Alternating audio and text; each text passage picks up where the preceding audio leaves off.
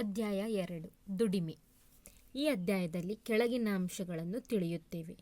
ಶ್ರಮ ವಿಭಜನೆ, ಉದ್ಯೋಗ ಅಥವಾ ದುಡಿಮೆಯಲ್ಲಿ ಅಸಮಾನತೆ ಮತ್ತು ಭೇದಭಾವ, ಸಂಭಾವನೆ ಸಹಿತ ಮತ್ತು ಸಂಭಾವನೆ ರಹಿತ ದುಡಿಮೆ, ಸಂಘಟಿತ ಮತ್ತು ಅಸಂಘಟಿತ ವಲಯಗಳ ದುಡಿಮೆಗಾರರು, ಅಸಂಘಟಿತ ದುಡಿಮೆಗಾರರ ಸವಾಲುಗಳು. ಈ ಎಲ್ಲ ವಿಷಯಗಳ ಬಗ್ಗೆ ಈ ಅಧ್ಯಾಯದಲ್ಲಿ ನಾವು ನೋಡೋಣ. ಇನ್ನು ಮೊದಲನೇದಾಗಿ ಶ್ರಮ ವಿಭಜನೆ. ಶ್ರಮ ವಿಭಜನೆ ಅನ್ನೋದಕ್ಕೆ ನಾವು ಏನಂತ ಹೇಳ್ತೀವಿ ಇಂಗ್ಲೀಷ್ನಲ್ಲಿ ಅಂದರೆ ಡಿವಿಷನ್ ಆಫ್ ಲೇಬರ್ ಅಂತ ನಾವು ಹೇಳ್ತೀವಿ. ಕುರಿತು ಪ್ಲೇಟೋ ಅವರು ತಮ್ಮ ದಿ ರಿಪಬ್ಲಿಕ್ ಎನ್ನುವ ಪುಸ್ತಕದಲ್ಲಿ ಮಾನವ ಸಮಾಜವು ಸ್ವಾಭಾವಿಕ ಅಸಮಾನತೆಗಳಿಂದ ರೂಪುಗೊಳ್ಳುತ್ತದೆ. ಈ ಸ್ವಾಭಾವಿಕ ಅಸಮಾನತೆಯು ಶ್ರಮ ವಿಭಜನೆಯಿಂದ ಕೂಡಿರುತ್ತದೆ ಎಂದು ಹೇಳುತ್ತಾರೆ. ಮತ್ತು ಪ್ಲೇಟೋ ಅವರು ಏನು ಹೇಳ್ತಾರೆ, ಅವರ ಒಂದು ದಿ ರಿಪಬ್ಲಿಕ್ ಅನ್ನುವಂತಹ ಒಂದು ಬುಕ್ನಲ್ಲಿ ಅವರು ಏನು ಹೇಳ್ತಾರೆ ಅಂದರೆ, ಈ ನಮ್ಮ ಮಾನವ ಸಮಾಜದಲ್ಲಿ ಏನು ತುಂಬ ಅಸಮಾನತೆಗಳು ಇರುತ್ತೆ, ಅದು ಸ್ವಾಭಾವಿಕಗಳಾಗಿರುತ್ತವೆ. ಅಂತಹದ್ರಿಂದ ಈ ಮಾನವ ಸಮಾಜ ಅನ್ನುವುದು ರೂಪುಗೊಳ್ಳುತ್ತೆ. ಇಂತಹ ಒಂದು ಸ್ವಾಭಾವಿಕ ಅಸಮಾನತೆಯನ್ನು ಈ ಸಮಾಜದಲ್ಲಿ ಶ್ರಮ ವಿಭಜನೆಯಿಂದ ಈ ಅಸಮಾನತೆಯು ಕೂಡಿರುತ್ತದೆ ಅಂತ ಅವರು ಹೇಳ್ತಾರೆ. ಒಂದು ಸಮಾಜಕ್ಕೆ ಅಗತ್ಯವಾದ ಸೌಲಭ್ಯಗಳನ್ನು ಮತ್ತು ವಸ್ತು ಪದಾರ್ಥಗಳನ್ನು ಬೇರೆ ಬೇರೆ ವರ್ಗಗಳ ದುಡಿಯುವ ಜನರು ಪೂರೈಸುತ್ತಿರುತ್ತಾರೆ ಎಂದು ಪ್ಲೇಟೋ ಹೇಳುತ್ತಾರೆ. ಅಂದರೆ ಇವಾಗ ನಮಗೆ ಒಂದು ಸಮಾಜಕ್ಕೆ ಅಥವಾ ನಮಗೆ ಬದುಕಲು ಏನೇನೆಲ್ಲ ಸೌಲಭ್ಯಗಳು ಬೇಕು, ಅಥವಾ ಆಹಾರ ಆಗಿರ್ಬೋದು ಅಥವಾ ವಸ್ತುಗಳು ಬೇಕಾದಂತಹ ಪದಾರ್ಥಗಳು, ಅವನ್ನೆಲ್ಲ ಬೇರೆ ಬೇರೆ ವರ್ಗಗಳ ಜನರು ಅವರು ಅದನ್ನು ಪೂರೈಸ್ತಿರ್ತಾರೆ ಅಂತ ಹೇಳ್ತಾರೆ. ಉದಾಹರಣೆಗೆ, ನಮ್ಮ ಸಮಾಜಕ್ಕೆ ಅಗತ್ಯವಾದ ಆಹಾರ ಪದಾರ್ಥಗಳ ಉತ್ಪಾದನೆಗೆ ರೈತರು ಬೇಕು, ಬಟ್ಟೆ ನೇಯಲು ನೇಕಾರ ಬೇಕು, ಅದನ್ನು ಹೊಲೆಯಲು ದರ್ಜಿ ಬೇಕು. ಶ್ರಮ ವಿಭಜನೆಯು ಈ ಎಲ್ಲ ದುಡಿಯುವ ವರ್ಗಗಳ ಸಾವಯವ ರೀತಿ ಐಕ್ಯವಾಗುವಂತೆ ಮಾಡುತ್ತದೆ. ಇನ್ನು ಇವಾಗ ನಾವು ನೋಡಬಹುದು, ನಮಗೆ ತಿನ್ನಲಿಕ್ಕೆ ಆಹಾರ ಧನಧಾನ್ಯಗಳು ಏನು ಬೇಕಾಗುತ್ತೋ ಆ ಧಾನ್ಯಗಳನ್ನು ರೈತ ಬೇಕು, ಆ ಆಹಾರ ಪದಾರ್ಥಗಳನ್ನು ಬೆಳೆಯಲಿಕ್ಕೆ ರೈತರು ಬೇಕು. ಅದೇ ಬಟ್ಟೆಯನ್ನು ನೇಯಲು ನೇಕಾರ ಬೇಕು, ನಮಗೆ ಉಡಲಿಕ್ಕೆ ತೊಡಲಿಕ್ಕೆ ಅಂತ. ಅದೇ ಆ ಹೊಲದಂತಹ ಅಂದರೆ ಆ ನೇಯ್ದಂತಹ ಬಟ್ಟೆಯನ್ನು ಹೊಲಿದು ಕೊಡಲಿಕ್ಕೆ ನಮಗೆ ದರ್ಜಿ ಬೇಕು. ಈ ಥರ ಒಂದು ಕೆಲಸ ಒಂದೊಂದು ವರ್ಗಗಳು ಅವರು ಮಾಡಿಕೊಂಡು ಹೋಗಿರ್ತಾರೆ. ಶ್ರಮ ವಿಭಜನೆಯು ಸಮಾಜದ ಆರ್ಥಿಕ, ಸಾಮಾಜಿಕ ಮತ್ತು ರಾಜಕೀಯ ಅಗತ್ಯಗಳಿಗೆ ಬೇಕಾಗುತ್ತದೆ.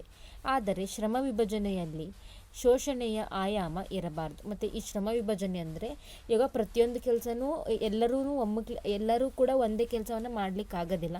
ಅದಕ್ಕೆ ಒಂದೊಂದು ವರ್ಗದ ಜನರು ಒಂದೊಂದು ಕೆಲಸವನ್ನು ಮಾಡ್ತಿರ್ತಾರೆ. ಆದರೆ ಈ ಶ್ರಮ ವಿಭಜನೆಯಿಂದ ನಮಗೆ ಸಮಾಜದಲ್ಲಿ ಆರ್ಥಿಕವಾಗಿ ಆಗಬಹುದು ಅಥವಾ ಸಾಮಾಜಿಕವಾಗಿ ರಾಜಕೀಯಕ್ಕಾಗಿ ಈ ಶ್ರಮ ವಿಭಜನೆ ಅನ್ನೋದು ಬೇಕಾಗುತ್ತೆ. ಆದರೆ ಈ ಶ್ರಮ ವಿಭಜನೆಯಲ್ಲಿ ಶೋಷಣೆ ಅನ್ನುವಂತಹದ್ದು ಇರಬಾರ್ದು ಅಂತ. ಕಾರ್ಲ್ ಮಾರ್ಕ್ಸ್ ಅವರು ಶ್ರಮ ವಿಭಜನೆ ಬಗ್ಗೆ ಚರ್ಚಿಸುತ್ತಾ, ಶ್ರಮ ವಿಭಜನೆಯು ಕಡಿಮೆ ಕೌಶಲ್ಯವಿರುವ ಕೆಲಸಗಾರರನ್ನು ನಿರ್ಮಿಸುತ್ತದೆ ಎಂದು ಹೇಳುತ್ತಾರೆ. ಇನ್ನು ಈ ಕಾರ್ಲ್ ಮಾರ್ಕ್ಸ್ ಅನ್ನೋರು ಏನಿರ್ತಾರಲ್ಲ, ಅವರು ಶ್ರಮ ವಿಭಜನೆ ಬಗ್ಗೆ ಏನು ಹೇಳ್ತಾರೆ ಅಂತಂದರೆ, ಇವಾಗ ಕೆಲಸವನ್ನು ನಾವು ವಿಭಜನೆ ಮಾಡೋದ್ರಿಂದ, ಅಂದರೆ ಒಂದು ಸ್ವಲ್ಪ ಜನಕ್ಕೆ ಇಷ್ಟಿಷ್ಟೇ ಕೆಲಸವನ್ನು ಈ ಥರ ನಾವು ಕೊಡೋದ್ರಿಂದ ಏನಾಗುತ್ತೆ, ಕೌಶಲ್ಯವಿರುವಂತಹ ವ್ಯಕ್ತಿಗಳಲ್ಲಿ ಹುಟ್ಟೋದಿಲ್ಲ. ಅಂದರೆ ಕಡಿಮೆ ಕೌಶಲ್ಯವಿರುವಂತಹ ಕೆಲಸಗಾರರನ್ನು ಇದು ನಿರ್ಮಿಸುತ್ತದೆ ಎಂದು ಅವರು ಹೇಳ್ತಾರೆ. ಅವರು ಶ್ರಮ ವಿಭಜನೆಯನ್ನು ಆರ್ಥಿಕ ಶ್ರಮ ವಿಭಜನೆ ಮತ್ತು ಸಾಮಾಜಿಕ ಶ್ರಮ ವಿಭಜನೆ ಎಂದು ಪ್ರತ್ಯೇಕಿಸುತ್ತಾರೆ. ಆರ್ಥಿಕ ಶ್ರಮ ವಿಭಜನೆಯು ತಾಂತ್ರಿಕ ಅಂಶಗಳ ಜೊತೆಗೆ ಕಾರ್ಮಿಕರ ಸಹಕಾರದಿಂದ ಹೆಚ್ಚಾಗಿ ನಡೆಯುತ್ತದೆ ಎಂದು ಹೇಳುತ್ತಾರೆ. ಅಂದರೆ ಈ ಕಾರ್ಲ್ ಮಾರ್ಕ್ಸ್ ಅವರು ಈ ಶ್ರಮ ವಿಭಜನೆಯನ್ನು ಅವರು ಸಾಮಾಜಿಕ ಶ್ರಮ ವಿಭಜನೆ ಮತ್ತು ಆರ್ಥಿಕ ಶ್ರಮ ವಿಭಜನೆ ಅಂತ ಹೇಳಿ ಅವರು ಅದನ್ನು ಪ್ರತ್ಯೇಕ ಮಾಡ್ತಾರೆ. ಮತ್ತು ಆರ್ಥಿಕ ಶ್ರಮ ವಿಭಜನೆ ಅಂತಂದರೆ ಏನಿರ್ಬೋದು, ಈ ತಾಂತ್ರಿಕ ಅಂಶಗಳ ಜೊತೆಗೇ ಒಬ್ಬ ಕಾರ್ಮಿಕನ ಸಹಕಾರದಿಂದಾಗಿದ್ದು, ಅಂದರೆ ಕಾರ್ಮಿಕರು ಸಹಕಾರ ಮಾಡಿದಾಗ ಅದು ಹೆಚ್ಚಿಗೆ ಉತ್ಪಾದನೆ ಆಗುತ್ತೆ. ಆವಾಗ ನಮ್ಗೆ ಹೆಚ್ಚಿಗೆ ಹಣವನ್ನು ನಾವು ಪಡೆಯಬಹುದು. ಈ ರೀತಿ ಕಾರ್ಮಿಕರ ಸಹಕಾರದಿಂದಾಗಿ ಈ ಆರ್ಥಿಕ ಶ್ರಮ ವಿಭಜನೆ ಅನ್ನೋದು ಹೆಚ್ಚಾಗಿ ನಡೆಯುತ್ತೆ ಅಂತ ಹೇಳ್ತಾರೆ. ಅದೇ ಸಾಮಾಜಿಕ ಶ್ರಮ ವಿಭಜನೆಯು ವರ್ಗ, ಸ್ಥಾನ ಮತ್ತು ಏಣಿ ಶ್ರೇಣಿಯ ಮೂಲಕ ಸಾಮಾಜಿಕ ನಿಯಂತ್ರಣವನ್ನು ಸಾಧಿಸುತ್ತಿರುತ್ತದೆ ಎಂದು ಕಾರ್ಲ್ ಮಾರ್ಕ್ಸ್ ಹೇಳಿದ್ದಾರೆ. ಇನ್ನು ಈ ಸಾಮಾಜಿಕ ಶ್ರಮ ವಿಭಜನೆ ಅನ್ನುವಂಥದ್ದೇನು ವರ್ಗಗಳ ಮೇಲೆ ಅಥವಾ ಸ್ಥಾನಗಳು, ಏಣಿ ಶ್ರೇಣಿಯ ಮೂಲಕ ಅದರ ಮೂಲಕ ಇದೊಂದು ನಿಯಂತ್ರಣವನ್ನು ಸಾಧಿಸುತ್ತೆ. ಅಂದರೆ ಇವಾಗ ಇನ್ನು ಉತ್ತಮ ದರ್ಜೆಯ ಜನರು ಅಥವಾ ಉತ್ತಮ ಜಾತಿ ಜನರು ಅಂತ ಏನು ಹೇಳ್ಕೊತಾರೋ ಅವ್ರಿಗೆ ಒಂದು ಬೇರೆ ಕೆಲಸ, ಮತ್ತು ಕೆಳಗಿರುವಂತಹ ಜನರಿಗೆ ಕೂಲಿ ಕಾರ್ಮಿಕರಿಗೆ ಅವರಿಗೆ ಅಂತ ಹೇಳಿ ಬೇರೆ ಕೆಲಸ. ಈ ಥರ ಈ ಸಾಮಾಜಿಕ ಶ್ರಮ ವಿಭಜನೆ ಅನ್ನುವಂತಹದ್ದು ವರ್ಗ, ಸ್ಥಾನ ಮತ್ತು ಏಣಿ ಶ್ರೇಣಿ ಮೂಲಕ ಅದು ನಿಯಂತ್ರಣವನ್ನು ಸಾಧಿಸುತ್ತಿರುತ್ತೆ ಅಂತ ನಾವು ಅಂತ ಕಾರ್ಲ್ ಮಾರ್ಕ್ಸ್ ಅವರು ಹೇಳ್ತಾರೆ. ಕೈಗಾರಿಕಾ ಸಮಾಜಕ್ಕಿಂತ ವಿಭಿನ್ನವಾದ ಶ್ರಮ ವಿಭಜನೆಯನ್ನು ಕೈಗಾರಿಕಾ ನಂತರದ ಸಮಾಜದಲ್ಲಿ ನಾವು ಕಾಣಬಹುದು. ಇನ್ನು ಈ ಕೈಗಾರಿಕೆಯ ಒಂದು ಸಮಾಜ ಏನಿರುತ್ತೋ ಅದಕ್ಕಿಂತಹ ಒಂದು ವಿಭಿನ್ನವಾದ ಶ್ರಮ ವಿಭಜನೆಯನ್ನು ನಾವು ಈ ಕೈಗಾರಿಕೆಯ ನಂತರ ಬಂದಂತಹ ಒಂದು ಸಮಾಜದಲ್ಲಿ ನಾವು ನೋಡಬಹುದು. ಇಂದಿನ ಮಾಹಿತಿ ಸಮಾಜ ಅಥವಾ ಡಿಜಿಟಲ್ ಸಮಾಜದಲ್ಲಿ ಶ್ರಮ ವಿಭಜನೆಯ ಪ್ರಕಾರಗಳು ಗಣಕಯಂತ್ರಗಳ ಮೂಲಕ ರೂಪಾಂತರವಾಗಿದೆ. ಮತ್ತು ಈಗಿನ ಕಾಲದಲ್ಲಿ ನಾವು ನೋಡಬಹುದು, ಈಗಿನ ಸಮಾಜ ಹೆಂಗೆ ನಾವು ಡಿಜಿಟಲ್ ಯುಗ ಅಂತ ನಾವು ಏನು ಹೇಳ್ತೇವೋ ಇಂತಹ ಒಂದು ಮಾಹಿತಿ ಸಮಾಜದಲ್ಲಿ ಅಥವಾ ಡಿಜಿಟಲ್ ಯುಗದಲ್ಲಿ ಏನು ಈ ಶ್ರಮ ವಿಭಜನೆ ಅನ್ನುವಂತಹದ್ದೇನು ಈ ಕಂಪ್ಯೂಟರ್ಗಳ ಮೂಲಕ ಅಂದರೆ ಗಣಕಯಂತ್ರಗಳ ಮೂಲಕ ಅದು ಶ್ರಮ ಅನ್ನುವಂಥದ್ದು ವಿಭಜನೆಯನ್ನು ಅದಾಗೆ ಮಾಡುತ್ತೆ. ಉದಾಹರಣೆಗೆ ಮಾಹಿತಿ ತಂತ್ರಜ್ಞಾನ ಆಧಾರಿತ ನೆಟ್ವರ್ಕ್ ಸೊಸೈಟಿಯಲ್ಲಿ ವ್ಯಕ್ತಿಗಳು ಶ್ರಮ ವಿಭಜನೆ ಆಧಾರದಲ್ಲಿ ವಿಶೇಷ ಪರಿಣಿತಿ ಪಡೆದುಕೊಂಡು ಕೆಲಸ ಮಾಡುತ್ತಿರುವುದನ್ನು ನೋಡುತ್ತಿದ್ದೇವೆ. ಅಂದರೆ ಈಗ ಮಾಹಿತಿ ತಂತ್ರಜ್ಞಾನ ಅಂದರೆ ಇವಾಗ ಇನ್ಫಾರ್ಮೇಷನ್ ಟೆಕ್ನಾಲಜಿ ಅಂತ ನಾವು ಏನು ಹೇಳ್ತೇವಲ್ಲ, ಅಂತಹ ಒಂದು ಸೊಸೈಟಿಯಲ್ಲಿ ವ್ಯಕ್ತಿಗಳೇನು ಅದಕ್ಕಂತಾನೆ ಒಂದಿಷ್ಟು ಟ್ರೈನಿಂಗನ್ನು ತಗೊಳ್ಬೇಕು, ಅದಕ್ಕಂತ ಒಂದಿಷ್ಟು ಪರಿಣಿತಿಯನ್ನು ಅವರು ಪಡ್ಕೊಳ್ಬೇಕು. ಆ ಟ್ರೈನಿಂಗನ್ನು ತಗೊಂಡ್ಮೇಲೆ ಅವರು ಆ ಕೆಲಸವನ್ನು ಮಾಡಬಹುದು. ಉದಾಹರಣೆಗೆ ನಮ್ಮ ದೇಹ ಅನಾರೋಗ್ಯಕ್ಕೆ ತುತ್ತಾದಾಗ ನಮ್ಮ ದೇಹದಲ್ಲಿರುವ ಅಂಗಾಂಗಗಳನ್ನು ಪರೀಕ್ಷಿಸಲು ಇರಬಹುದಾದ ದೈಹಿಕ ವ್ಯತ್ಯಾಸಗಳನ್ನು ತಿಳಿಯಲು ಇಂದು ನಾವು ಹಲವು ವೈದ್ಯರನ್ನು ಸಂಪರ್ಕಿಸುತ್ತಿದ್ದೇವೆ. ಅಂದರೆ ಇವಾಗ ನಮಗೆ ಏನಾದರೂ ಅನಾರೋಗ್ಯ ಆದಾಗ ಇವಾಗ ನಮಗೇನಾದರೂ ಇವಾಗ ಕೈಕಾಲು ನೋವು ಬಂತು ಅಂದರೆ ಅಥವಾ ಸಂಧಿ ನೋವು ಇತ್ತಂದರೆ ನಾವು ಈ ಎಲುಬುಗಳು ಅದನ್ನೆಲ್ಲ ನೋಡ್ತಾರಲ್ಲ ಅಂತಹ ಸ್ಪೆಷಲಿಸ್ಟ್ ಕಡೆ ಹೋಗ್ತೀವಿ. ಅದೇ ಸ್ಕಿನ್ ಏನಾದರೂ ನಮಗೆ ಪ್ರಾಬ್ಲಮ್ ಇದ್ದಾಗ ಡರ್ಮೆಟಾಲಜಿಸ್ಟ್ ಕಡೆ ಹೋಗ್ತೀವಿ. ಈ ಥರ ಆಯಾ ಅಂಗದ ಒಂದು ಪರಿಣಿತಿ ಪಡೆದಂತಹ ವೈದ್ಯರ ಹತ್ರ ನಾವು ಹೆಂಗೆ ಹೋಗ್ತೀವೋ ಹಾಗೆಯೇ ವಿವಿಧ ಕ್ಷೇತ್ರಗಳಲ್ಲಿಯೂ ಸಹ ವಿಶೇಷ ಪರಿಣಿತಿಯು ವಿಚಿತ್ರವಾದ ಸ್ವರೂಪ ಪಡೆದು ಆದಾಯ ಗಳಿಸುವುದೇ ವಿಶೇಷ ಪರಿಣಿತಿಯ ಆದ್ಯತೆಯಾಗಿದೆ. ಈ ರೀತಿ ನಾವು ಒಂದು ವಿಷಯದಲ್ಲಿ ನಾವು ವಿಶೇಷ ಪರಿಣಿತಿಯನ್ನು ಪಡೆದಾಗ ನಮಗೆ ಆದಾಯ ಕೂಡ ಅಲ್ಲಿ ಹೆಚ್ಚುತ್ತೆ ಅಂತ ನೋಡ್ಬೋದು. ಅದು ಬೇರೆ ಬೇರೆ ಕ್ಷೇತ್ರಗಳಲ್ಲಿಯೂ ಸಹ ನಾವು ಪರಿಣಿತಿಯನ್ನು ಪಡೆದಾಗ ನಮಗೆ ಆದಾಯ ಹೆಚ್ಚಿಗೆ ಇರುತ್ತೆ ಅಂತ. ಹೀಗೆ ಶ್ರಮ ವಿಭಜನೆಯು ವಿಶೇಷ ಪರಿಣಿತಿಗೆ ಕಾರಣವಾಗುವುದು. ವಿಶೇಷ ಪರಿಣತಿ ಎಂದರೆ ಯಾವುದಾದರೂ ನಿರ್ದಿಷ್ಟ ಕ್ಷೇತ್ರವೊಂದರಲ್ಲಿ ಸಾಕಷ್ಟು ಆಳವಾದ ಪರಿಣತಿ, ತರಬೇತಿ ಅಥವಾ ಕೌಶಲ್ಯ ಪಡೆಯುವುದು ಎಂದರ್ಥ. ಅಂದರೆ ಹೀಗೆ ಶ್ರಮ ವಿಭಜನೆ ಅನ್ನುವಂತಹದ್ದೇನು ಒಂದು ವಿಶೇಷ ಪರಿಣತಿಗೆ ಕಾರಣ ಆಗ್ಬೋದು. ವಿಶೇಷ ಪರಿಣತಿ ಅಂದರೆ ಒಂದು ಹೆಚ್ಚಿಗೆ ಟ್ರೈನಿಂಗ್ ಒಂದರನ್ನು ತಗೋಬೋದು. ಅಂದರೆ ಒಂದೇ ಒಂದು ವಿಷಯದ ಬಗ್ಗೆ ಅತಿ ಹೆಚ್ಚಿಗೆ ಆದಂತಹ ಜ್ಞಾನವನ್ನು ಉಳ್ಳುವಂಥದ್ದು, ಅಂದರೆ ಆಳವಾಗಿ ಅದರ ಬಗ್ಗೆ ತಿಳ್ಕೊಳ್ಳುವಂತಹದ್ದು, ಅದರದೇ ಒಂದು ಕೋರ್ಸ್ಗಳನ್ನು ಮಾಡಿಕೊಳ್ಳುವುದು ಅಂತ ಇದರ ಅರ್ಥ. ಶ್ರಮ ವಿಭಜನೆಯು ಇಂದು ಜನರು ವಿವಿಧ ಕ್ಷೇತ್ರಗಳಲ್ಲಿ ಪರಿಶ್ರಮಿಸಿ ಆರ್ಥಿಕ ಲಾಭ ಪಡೆಯಲು ಸಹಾಯಕವಾಗಿದೆ. ಈ ಶ್ರಮ ವಿಭಜನೆ ಅನ್ನುವಂಥದ್ದೇನು ಇವಾಗ ಈ ಒಂದು ಪರ್ಟಿಕ್ಯುಲರ್ ಅಂದರೆ ಇವಾಗ ಮಾಹಿತಿ ತಂತ್ರಜ್ಞಾನ ಅನ್ನುವಂಥದ್ದು ಅದು ವಿಭಜನೆ ಮಾಡಿದ್ರಲ್ಲಿ ಒಂದು ಭಾಗ. ಆ ಶ್ರಮ ವಿಭಜನೆಯಿಂದ ಅದರಲ್ಲಿರ್ತಕ್ಕಂತಹ ಜನರು ಆ ಒಂದು ವಿಷಯದಲ್ಲಿ ಹೆಚ್ಚಿಗೆ ಪರಿಣಿತಿಯನ್ನು ಪಡೆದುಕೊಂಡಾಗ ಅವರು ಆರ್ಥಿಕವಾಗಿ ಅವರಿಗೆ ಹೆಚ್ಚಿಗೆ ಲಾಭವನ್ನು ಅವರು ಪಡಿತಾರೆ ಅಂತ. ಆರ್ಥಿಕ ಹಿತಾಸಕ್ತಿ ಮತ್ತು ಶ್ರಮ ವಿಭಜನೆಯಿಂದ ವರ್ಗ ವ್ಯವಸ್ಥೆಯು ಸೃಷ್ಟಿಗೊಂಡಿತು. ಶ್ರಮ ವಿಭಜನೆ ವಿಶಾಲ ಸ್ವರೂಪವನ್ನು ಪಡೆದಿದ್ದರಿಂದ ಎಲ್ಲ ವಲಯಗಳಲ್ಲಿ ವ್ಯಾಪಾರ ವಾಣಿಜ್ಯೋದ್ಯಮಗಳು ವಿಸ್ತಾರಗೊಂಡವು. ಇದರ ಪರಿಣಾಮವಾಗಿ ಕೆಲವು ವ್ಯಕ್ತಿಗಳು ಬಂಡವಾಳವನ್ನು ತೊಡಗಿಸಿ ಹೆಚ್ಚು ಲಾಭ ಮಾಡತೊಡಗಿದ್ದರು. ಈ ರೀತಿ ಶ್ರಮ ವಿಭಜನೆ ಅನ್ನುವಂತಹದ್ದು ಎಲ್ಲ ಕಡೆಗಳಲ್ಲಿಯೂ ಕೂಡ ಇದು ವಿಸ್ತಾರ ಆಯಿತು. ಮತ್ತು ಇದರಿಂದ ಹೆಚ್ಚಿಗೆ ಜನರು ಬಂಡವಾಳವನ್ನು ಹೂಡಿಯವರು ಲಾಭವನ್ನು ಪಡ್ಕೊಳ್ತಾ ಇದ್ರು. ಈಗ ಇಲ್ಲಿ ನೋಡ್ಬೋದು ಈ ಶ್ರಮ ವಿಭಜನೆಯಲ್ಲಿ ಏನೇನೆಲ್ಲ ಬರ್ತವೆ ಅಂದರೆ ವಯಸ್ಸು, ವಿಶೇಷ ಪರಿಣತಿ ಮೇಲೆ ಅವರನ್ನು ಶ್ರಮವನ್ನು ಅವರಿಗೆ ವಿಭಜನೆಯನ್ನು ಮಾಡ್ತಾರೆ. ಅವ್ರಿಗಿರ್ತಕ್ಕಂತಹ ಆಸಕ್ತಿ ಮೇಲೆ, ಆಗ ಪ್ರತಿಭೆ ಮೇಲೆ, ಅವರು ಹೆಚ್ಚು ಟ್ಯಾಲೆಂಟೆಡ್ ಇತ್ತಂದರೆ ಅವ್ರಿಗೆ ಒಂದು ಉತ್ತಮ ಕೆಲಸ ಅಂತ ಹೇಳಬಹುದು. ಮತ್ತು ಅವರಿರ್ತಕ್ಕಂತಹ ಸಾಮರ್ಥ್ಯದ ಮೇಲೆ ಶ್ರಮವನ್ನು ವಿಭಜನೆ ಮಾಡಿ ಕೊಡ್ತಾರೆ ಅವರಿಗೆ. ಅಭಿರುಚಿ, ಕೌಶಲ್ಯ ಈ ಎಲ್ಲ ಅಂಶಗಳ ಮೇಲೆ ಈ ಶ್ರಮ ವಿಭಜನೆ ಅನ್ನುವಂತಹದ್ದೇನದೊಂದು ಅವಲಂಬಿತ ಆಗಿದೆ ಅಂತ ನಾವು ಹೇಳ್ಬೋದು. ಉದ್ಯೋಗ ಅಥವಾ ದುಡಿಮೆಯಲ್ಲಿ ಅಸಮಾನತೆ ಮತ್ತು ಭೇದ ಭಾವ.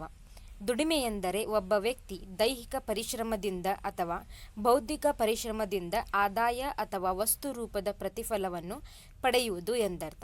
ಇನ್ನು ದುಡಿಮೆ ಅಂತಂದ್ರೇನು, ಒಬ್ಬ ವ್ಯಕ್ತಿ ದೈಹಿಕವಾಗಿ ಅವನು ದೈಹಿಕ ಒಂದು ಪರಿಶ್ರಮ ಹಾಕಿ ಅವನು ಕೆಲಸ ಮಾಡುವಂಥದ್ದು, ಅಥವಾ ಬೌದ್ಧಿಕ ಪರಿಶ್ರಮದಿಂದ ಅಂದರೆ ತನ್ನ ಬುದ್ಧಿಯನ್ನು ಅವನು ಉಪಯೋಗಿಸಿ ಏನು ಕೆಲಸ ಮಾಡುವಂತಹದ್ದು.